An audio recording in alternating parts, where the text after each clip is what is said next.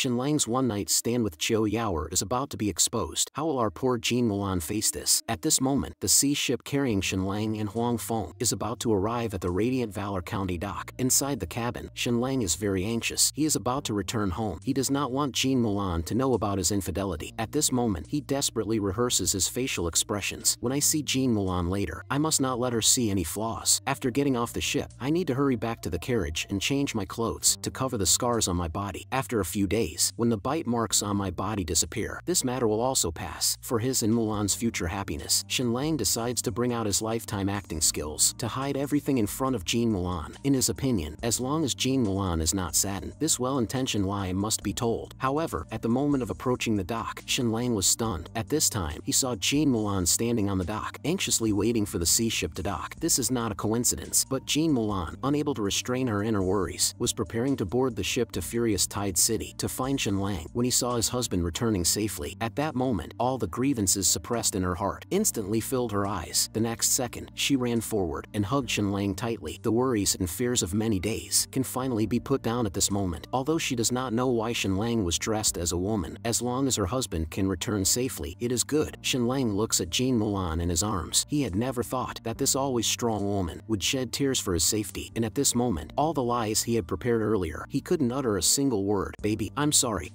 I was with another woman. Hearing the words coming out of Shenlang's mouth, Jean Mulan stood frozen in place. Meanwhile, inside the mythical Turtle Count's mansion, Madame Jean had shed her luxurious clothes and changed into the vigorous attire of her youth. It's known that Madame Jean had high martial skills in her youth. Jean Mulan inherited her martial talent. If it weren't for the mythical Turtle Count being a doting husband, reluctant to let his wife get hurt, she might well have been a martial arts grandmaster by now. Now that her husband has gone to war for the family, she will not sit idly by. She will protect their home in her husband's stead. At this moment, a court carriage arrived outside the mythical Turtle Count's mansion. The visitor was the sovereign's confidant, Eunuch Wang. He spoke in a sissy tone. The sovereign decrees, mythical Turtle Count Jinjua, come forth to greet. However, as his words fell, the ones who came out from the main gate were Madame Jean in her vigorous attire and the young master Jean Mutsong. And this otaku was still immersed in the story, unable to extricate himself, his whole being in a state of distraction, so absorbed in copying that he was unaware of the ink all over his mouth and hands. Eunuch Wang was taken aback by their appearance, not to mention Madame Jin's attire. Just looking at Jean Mutsong, he showed a face of disdain. I had heard that the young master of the mythical Turtle Count's mansion was useless, but the fatty before me is simply an idiot. After a moment, Eunuch Wang steadied his emotions and spoke. Is the mythical Turtle Count's mansion disrespecting us? This is the sovereign's imperial edict. Why isn't the mythical Turtle Count here to receive it? Madame Jean hurriedly explained. My husband has gone to Cliffwatch Island and is not at home now. I hope you will not take offense, Eunuch. Upon hearing that the mythical Turtle Count had gone to Cliffwatch Island, Eunuch Wang's eyes widened. There are rumors everywhere now that there's a large gold mine on Cliffwatch Island. Now that even the mythical Turtle Count has personally gone to guard it, it seems this matter is confirmed. Realizing his slip of composure, Eunuch Wang hurriedly continued. Since the mythical Turtle Count is not here, I will not enter the mansion. Let the young master Jean Mutsong come forth to receive the decree. Madame Jean quickly knelt down. However, the clueless Jean Mutsong was still lost in thoughts about the subsequent story, completely unaware of what was happening. Seeing Jean Mutsong's lack of response, an irritated Eunuch Wang shouted into his ear in a high-pitched voice. Young master Jean Mutsong, do you dare to ignore me? Are you dissatisfied with me? Only then did Jean Mutsong snap back to reality, asking in confusion,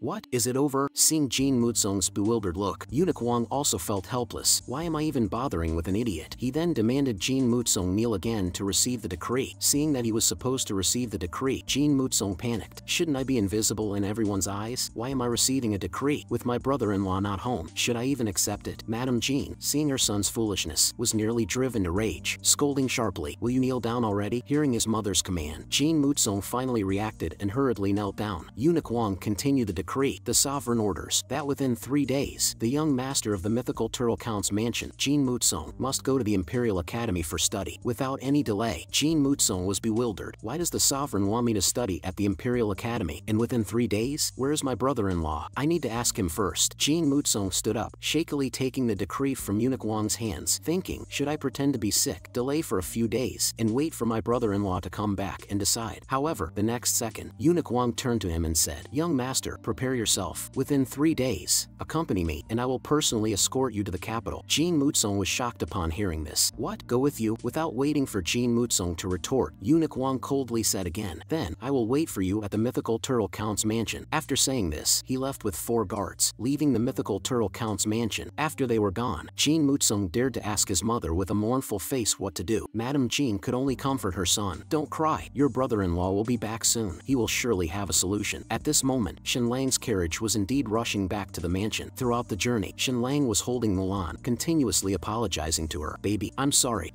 baby, your husband is truly wrong." Mulan, as if she had lost her soul, could not say a word, just blankly staring ahead. After a while, Mulan finally covered her face and began to cry loudly. The treasure she cherished was taken by someone else. She hated herself for not letting go of that damned pride earlier. Hearing Mulan's crying, the driver, Huang Feng, also sighed. It's good to cry it out, but the crying also made her heart flutter. "All men are no good. I will stay away from men in the future and never marry." Inside the carriage, Mulan pushed Shenlang down onto the seat, tears falling like broken pearls, unstoppably streaming from her eyes. Sobbing, she asked Shenlang, "Who is that woman? It's not Su Chanqian, is it?" Seeing Mulan's pain, Shenlang's heart was breaking, but he could only tell the truth to Mulan. "That woman is Qiu Yaoer." Mulan, trembling, asked him, "It must have been Qiu Yaoer who forced you, right?" "It must be so." In her heart, she always believed that she and her husband loved each other, and at this moment, she saw in Shenlang's eyes the deep love and guilt he felt for her. The next second, she kissed Shenlang's lips, feeling the tenderness of regaining what was lost. Then, she tore open Shenlang's clothes. Seeing the scars on her body, Mulan once again confirmed that her husband was also a victim. At this moment, she no longer wanted to suppress her feelings and pushed Shenlang down. The driver, Huang Feng, was shocked. The miss of the mythical turtle count's mansion is so wild. Doing this on the main road, returning from Furious Tide City, Shenlang, after a night of passion with Mulan, finally reconciled as before. Soon, they returned to the mythical turtle count's mansion. As soon as they arrived home, Jin Mutsung ran to tell them about the sovereign wanting him to study at the Imperial Academy. Hearing this, Shenlang couldn't help but find it amusing. Previously, Prince Ningjing had knelt in front of the sovereign for a whole day and night before the sovereign reluctantly agreed to let Jin Mutsung enter the capital for studies. Leaving a route for the Jin family hasn't been finalized yet. Now, with rumors of the Jin family discovering a gold mine, they immediately call for Jin Mutsung to study, to be a hostage. But until the reign over the sea strategy succeeds, the Jin family has no standing to bargain with the sovereign. Only after capturing Furious Tide City and Thunderous Isle will they have the strength to confront the sovereign. But if Jin Mutsung doesn't go, the sovereign will surely become suspicious, and this could jeopardize the plan. Just as Shenlang began to think of strategies, Jin Mutsung suddenly stood up and said, "Brother-in-law, let me go to the capital." Madame Jin instantly got angry upon hearing this. "No, Jin Mutsung, you are too naive by nature. Going to such a complex place as the capital, won't you be bullied to death?" However, Shenlang, on the side, deeply appreciated Jin Mutsung's decision. "Finally, my brother-in-law is willing to take responsibility." At this time, Jin Mutsung took his mother's hand and said, "Mother, if I don't go, it would be defying the imperial edict, which could bring disaster to our family. You have protected me under your wings since I was young. Now that I have grown up, I can also contribute to this family. Moreover, whenever there is anything important at home, brother-in-law always lets me listen in to learn." Now, brother-in-law's plan has reached a critical moment, and there must not be any slip-ups. "I admit I am a bit slow and cannot help much in other areas, but going to the Imperial Academy is the greatest contribution I can make to the family." At this point, he looked toward Shenlang. "Brother-in-law, after this battle is over, you will definitely come to the capital to take me back, right?" Hearing Jin Mutsung's words, Shenlang was also stunned. He hadn't expected such a big change in his brother-in-law in just a few days. "Big guy, are you sure? The capital is not like home. If someone bullies you, we can't protect you. Everything will have to be dealt with by you." Jin Mutsung said with a determined look, "I have already thought it through, although I was indeed very scared at first. After careful consideration, I know I must choose this path." At this moment, Madame Jin, listening to her son's words from behind, couldn't help but have tears well up again. "This son has never left my side. Although a boy must go out and experience the world as he grows, Jin Mutsung is too naive. I really can't let go in my heart." At this moment, Jin Mulan came over to wipe her mother's tears. "Mother, don't worry. Your son-in-law will make sure everything is arranged properly for my brother. Let's go out for a walk and let my husband talk with my brother." Madame Jin had no choice but to leave reluctantly. Then, Jin Mutsung took out a bundle of manuscripts and said, "Brother-in-law, while you were away, I wrote a continuation of the story you made for Qiu Yaoer. Please take a look and see what you think." After Shenlang had read the manuscript for half an hour, he couldn't help but express his admiration. "I didn't expect this otaku could write the emotional content so well. Not only does he vividly describe the process of fighting demons, but he also interweaves the plot with deities coming to the rescue in such a thrilling manner. It's very engaging, but he also veered off the main plot. If the story continues this way, they'll end up fighting in the Heavenly Palace again. Then how will they continue on their journey to obtain the scriptures?" Jin Mutsung, seeing Shenlang's expression, was also very nervous. "How is it, brother-in-law?" Seeing this, Shenlang Lang did not skimp on his praise, saying it was indeed exciting. Encouraged, Jin Mutsung excitedly said, "Brother-in-law, I plan to make a name for myself in the Imperial Academy by writing books, continuing this journey of the monkey to obtain the scriptures. What do you think?" However, Lang countered him, "What you wrote is good, but it's not suitable for continuing this book. You've made the storyline too vengeful, and the emotions are too intense." Hearing Lang's critique, Jin Mutsung immediately deflated like a punctured balloon, very dejected. "Brother-in-law, do you think my writing is not good?" Lang smiled. "Of course, it's good, but it's more suited for another work. Come, let me orally give you the first chapter." After saying that, he sat down. "This first chapter will be over 60,000 words. You don't need to write it down, just listen carefully to the details." Hearing his brother-in-law's request, Jin Mutsung instantly turned into a good listener, sitting down to seriously listen to the story. As Lang narrated, the first chapter of the new story officially began. Looking at the testing magic steel, which shone brightly, even somewhat dazzlingly with 5 large characters. Power level 3. The youth showed no expression, but a self-mocking smile appeared at the corner of his lips. Indeed, this is the new story Lang brought to Jin Mutsung, Battle Through the Heavens. Following the plot led by Lang, Jin Mutsung was completely captivated. This story was truly fascinating. When it came to Nalan Yenron's annulment, Jin Mutsung felt as if he saw the scene when Xueli came to the Count's mansion to annul their engagement, immediately grinding his teeth in anger. But he also understood. The saying my brother-in-law told me, 30 years in the East, 30 years in the West, do not bully the young and poor, originally comes from this book. After several hours of oral narration by Lang, the first chapter of the story finally came to an end. Then, Lang asked Jin Mutsung seriously again, "Big guy, are you sure you want to continue this story in the Imperial Academy?" Jin Mutsung immediately responded decisively, "In this lifetime, even if I do nothing else, I must continue this book to the end." Lang reminded him again, "If you can complete this work, you will definitely become famous in the future. Not only will you be popular in the Imperial Academy, but your name will also spread throughout the capital. However, this reputation might not be good. People might curse you for writing a highly toxic work, even considering you a shame to the Imperial Academy. Does that not matter to you?" Hearing about becoming famous, Jin Mutsung got even more excited. "It doesn't matter if it's a good reputation or a bad one. As long as I become famous, that's fine. Then, I'll be able to make friends through it. And if I can also find a wife, that would be even better."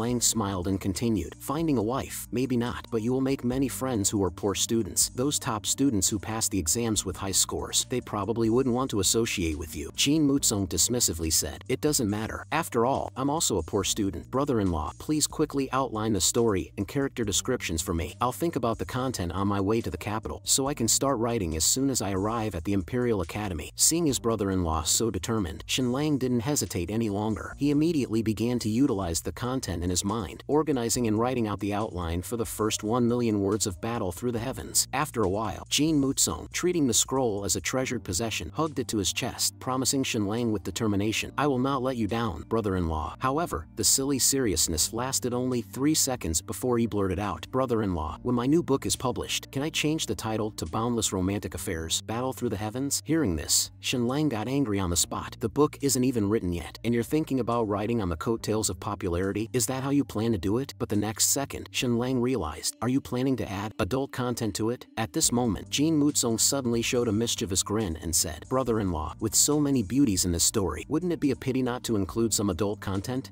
Lang was speechless, but it seemed his brother-in-law wasn't entirely wrong. He could only say, "You can add them, but not too much, and it must not disrupt the main storyline of the book." With his brother-in-law's support, Jin Mutsung, at this moment, put all fear of going to the Imperial Academy aside, even looking forward to the writing journey ahead. They stayed up all night. Lang and his brother-in-law spent the whole night discussing the new work. Madame Jing wanted to spend some time with her son before he left, but seeing the enthusiastic discussion between him and Lang, she didn't want to interrupt. It seems the boy is closer to his brother-in-law, but that's good. He can learn some skills from Lang. One day, it might even save his life. At this moment, in the waters surrounding Cliffwatch Island, suddenly, 10 pirate ships appeared. Jin Shuring, upon seeing this, immediately issued a loud warning. "This is the Jin family's maritime territory. No ships are allowed to approach, or they will be killed without mercy." However, at that moment, a burst of laughter came from the leading pirate ship. Chiu Xiao stood on the deck, arrogantly saying, "You really are jokers. Not to mention this being your Jin family's territory. As long as the Chiu family desires it, the entire sea area belongs to the Chiu family." Seeing Chiu Xiao so bold, Jin Shuring immediately ordered the Jin family's warships to attack Chiu Xiao's pirate ship. Upon seeing this, Chiu Xiao laughed again. "You dare call those broken ships warships? Truly overestimating yourselves. Today, let me show you what real warships are." After saying this, Chiu Xiao shouted orders to his crew, "All pirates, prepare for battle." As his voice fell, the pirates loaded all their crossbows and aimed at the Jin family's warships. Facing Qiu Zhao's warships, Jin Shirring knew well that the Jin family ships were no match. With just an order from Qiu Xiao to fire the arrows, the Jin side would undoubtedly be annihilated. Reluctantly, he had to let Qiu Zhao's ships pass. Thus, Qiu Xiao led the 10 warships majestically into the dock of Cliffwatch Island. The battle for Cliffwatch Island, also known as Golden Island, was about to reach its climax under Shenlang's arrangement, and this idiot, Qiu Xiao, who thinks with his lower half, still believed it was the mythical turtle count's fear of him that allowed him access to the island. As soon as he arrived on the island, he dragged his large sword, boasting for the mythical turtle count and Shenlang to come see him, unaware that the mythical turtle count had been observing them from the shadows for a long time. Shenlang really is prophetic. This big fish, Qiu Xiao, has indeed taken the bait. Not only has he come himself, but he has also brought several thousand pirates and 10 large warships. According to the plan, these warships are naturally to be all seized. But for these thousands of pirates, do we really follow Shenlang's instructions to behead them all and then send them to Qiu Tianwei? Seeing the arrogant Qiu Xiao in front of him, the mythical turtle count didn't say much and directly walked out. Upon seeing him, Qiu Xiao immediately asked, Jin Zhua, I heard that your Cliffwatch Island has struck gold. Aren't you going to show me quickly? The mythical turtle count didn't respond to the question, but changed the subject. Since young Master Qiu has come, let's not hurry to see the gold mine just yet. You've also been through a long voyage. You must be tired. Why not rest first? After saying this, he ordered Jin Shirring to take them to the newly built barracks for rest. Qiu Xiao, seeing the mythical turtle count's ingratiating manner, felt very pleased with himself. With my father and thousands of pirates backing me, the Jin family can only try to curry favor with me. The mythical turtle count wouldn't dare harm a hair on my head. A moment later, they arrived at the rest area. Seeing the well-equipped facilities, Qiu Xiao immediately claimed them. Brothers, this is the barracks that the mythical turtle count specially built for us. Aren't you going to thank the count for his kindness? As Qiu Xiao finished speaking, all the pirates started to go wild. At this moment, Jin Shirring and 2 guards, seeing the greedy faces of the pirates, wished they could kill them immediately. But Jin Shirring knew the count had other plans. To avoid alarming them prematurely, he still advised to hold back their anger, and then left the place with the 2 guards. However, to Qiu Xiao, all these actions by the mythical turtle count were seen as signs of fear. Thus, his behavior afterwards became even more outrageous, pushing his luck further. Not only did he demand the count to bring Jean Mulan here to accompany him in drinking, he even specifically requested to have Jean's sword lady as a gift given to him. Pretending to be casual, he then went to the construction site on the island. Seeing such large-scale construction, Qiu Xiao became even more convinced of the gold mine on the island. The expenditure of such a large amount of money and grain for dock construction and castle building, almost moving the entire count's mansion to Cliffwatch Island, clearly indicates there's a gold mine on this island. But the mythical turtle count has been very accommodating to my demands, except when it comes to visiting the mine, he strongly obstructs it. Now is not the time to break with him, so I need to think of another plan. Early the next day, the miners began to enter the mine to start work one after another. Among these miners, Qiu Xiao had deliberately disguised himself to blend in. Upon entering the mine, he was stunned by the scene before him. He saw a huge mine pit that seemed bottomless, with an estimated diameter of 1 to 200 meters. Around the bottom of the pit, numerous houses had been constructed. Qiu Xiao continued to follow deeper into the mine, where the security became increasingly strict. Each miner had to enter by showing a tag. Fortunately, Qiu Xiao had already eliminated the original owner of the tag, allowing him to blend in safely. He then began to check the houses one by one. When he pushed open the first door, the glittering gold nearly blinded him. Holy shit, there's so much gold sand piled up here. At least tens of thousands of pounds by estimate. And there are also dozens of boxes of gold bars. Suppressing the excitement in his heart, he opened another door. This room had a setup that diverted the island's river along with its sediment inside. The workers were proficiently washing the gold sand from the sediment, but the gold content in this sediment was incredibly high. Almost half of the sediment was gold sand. In just a moment, another pile of gold sand was accumulated. At this moment, Qiu Xiao was so excited he could hardly breathe. No wonder the mythical turtle count's mansion could easily pay off 800,000. With such a large gold mine, another 10 times 800,000 could easily be produced. Now, my Qiu family is going to be rich. Forget about just taking 50%. This entire gold mine will belong to the Qiu family. All mine. Qiu Zhao's. Early in the morning at the mythical turtle count's mansion, a mysterious guest arrived. This person was a trusted eunuch of Prince Ningjing, sent especially because he was worried about Jin Muzong's safety on his journey to the capital. Madame Jin was very touched by this gesture and immediately wanted to prepare some special gifts to send back with the eunuch to Prince Ningjing. The eunuch initially tried to decline, but couldn't resist Madame Jin's insistence and agreed. A moment later, several large boxes of gifts arranged by Shenlang were presented. Here, besides common items like silk and swords, there were also many of Shenlang's specially made shampoos, soaps, perfumes, and facial masks. Of course, these were gifts Shenlang Lang prepared for Prince Ning Zheng's wife. As it has been said since ancient times, to build a relationship, one must first win over the significant other. Although the eunuch didn't know what these items Shen Lang was sending were, given the relationship between his master and the mythical Turtle Count's mansion, the prepared items would not be ordinary. He immediately thanked Madame Jean on behalf of his master. At this time, Shen Lang stepped forward and asked, "May I ask, eunuch, has Prince Ningjing been having a difficult time recently?" The eunuch told Shen Lang that ever since Prince Ningjing had helped the mythical Turtle Count's mansion in their time of need, and especially after Shen Lang's 800,000 gold coins embarrassed many, everything had caused the sovereign to fly into a rage. He even suspected that Ningjing was colluding with the mythical Turtle Count's mansion to sabotage the new policies. Not only was Ningjing scolded and forced to kneel many times, but for some baseless accusations, a column of Ningjing's mansion was removed as a warning. Even so, when Ningjing learned that the sovereign had allowed Jin Mutsung to study at the Imperial Academy, he did not hesitate to help, all to preserve the last branch of the Jin family. At this point, the eunuch sighed. "My master asks for nothing for himself, but has suffered countless injustices. He may think nothing of it, but we servants feel indignant on our master's behalf." Shen Lang didn't say much, but expressed his gratitude with a simple phrase, "Thank you for His Highness's concern. One day, I will personally go to thank His Highness." The eunuch, being a wise man, understood Shen Lang's intention. "Cliffwatch Island is facing turbulent times. Please be extra cautious, mythical Turtle Count," Shen Lang inquired. "Has someone been lobbying in the capital?" The eunuch nodded. "And not just one group. They have long coveted the gold mine on your island. Now, they can hardly restrain themselves any longer." After hearing this, Shen Lang again expressed his thanks to the eunuch for the warning, understanding in his heart that he needed to accelerate his strategic plans. Soon, it was time to part ways. Everyone in the family came outside the mansion to see off Jin Mutsung. Madame Jean was nearly crying her eyes out, and Jean Mulan had to keep wiping her mother's tears. At this moment, the bored eunuch Wang began to tease the trusted eunuch of Prince Ningjing. "His Highness the Fifth Prince really is warm-hearted, but isn't it a bit late to start cooking when it's already mealtime?" However, his words, coincidentally overheard by Shen Lang, sparked a response. Well,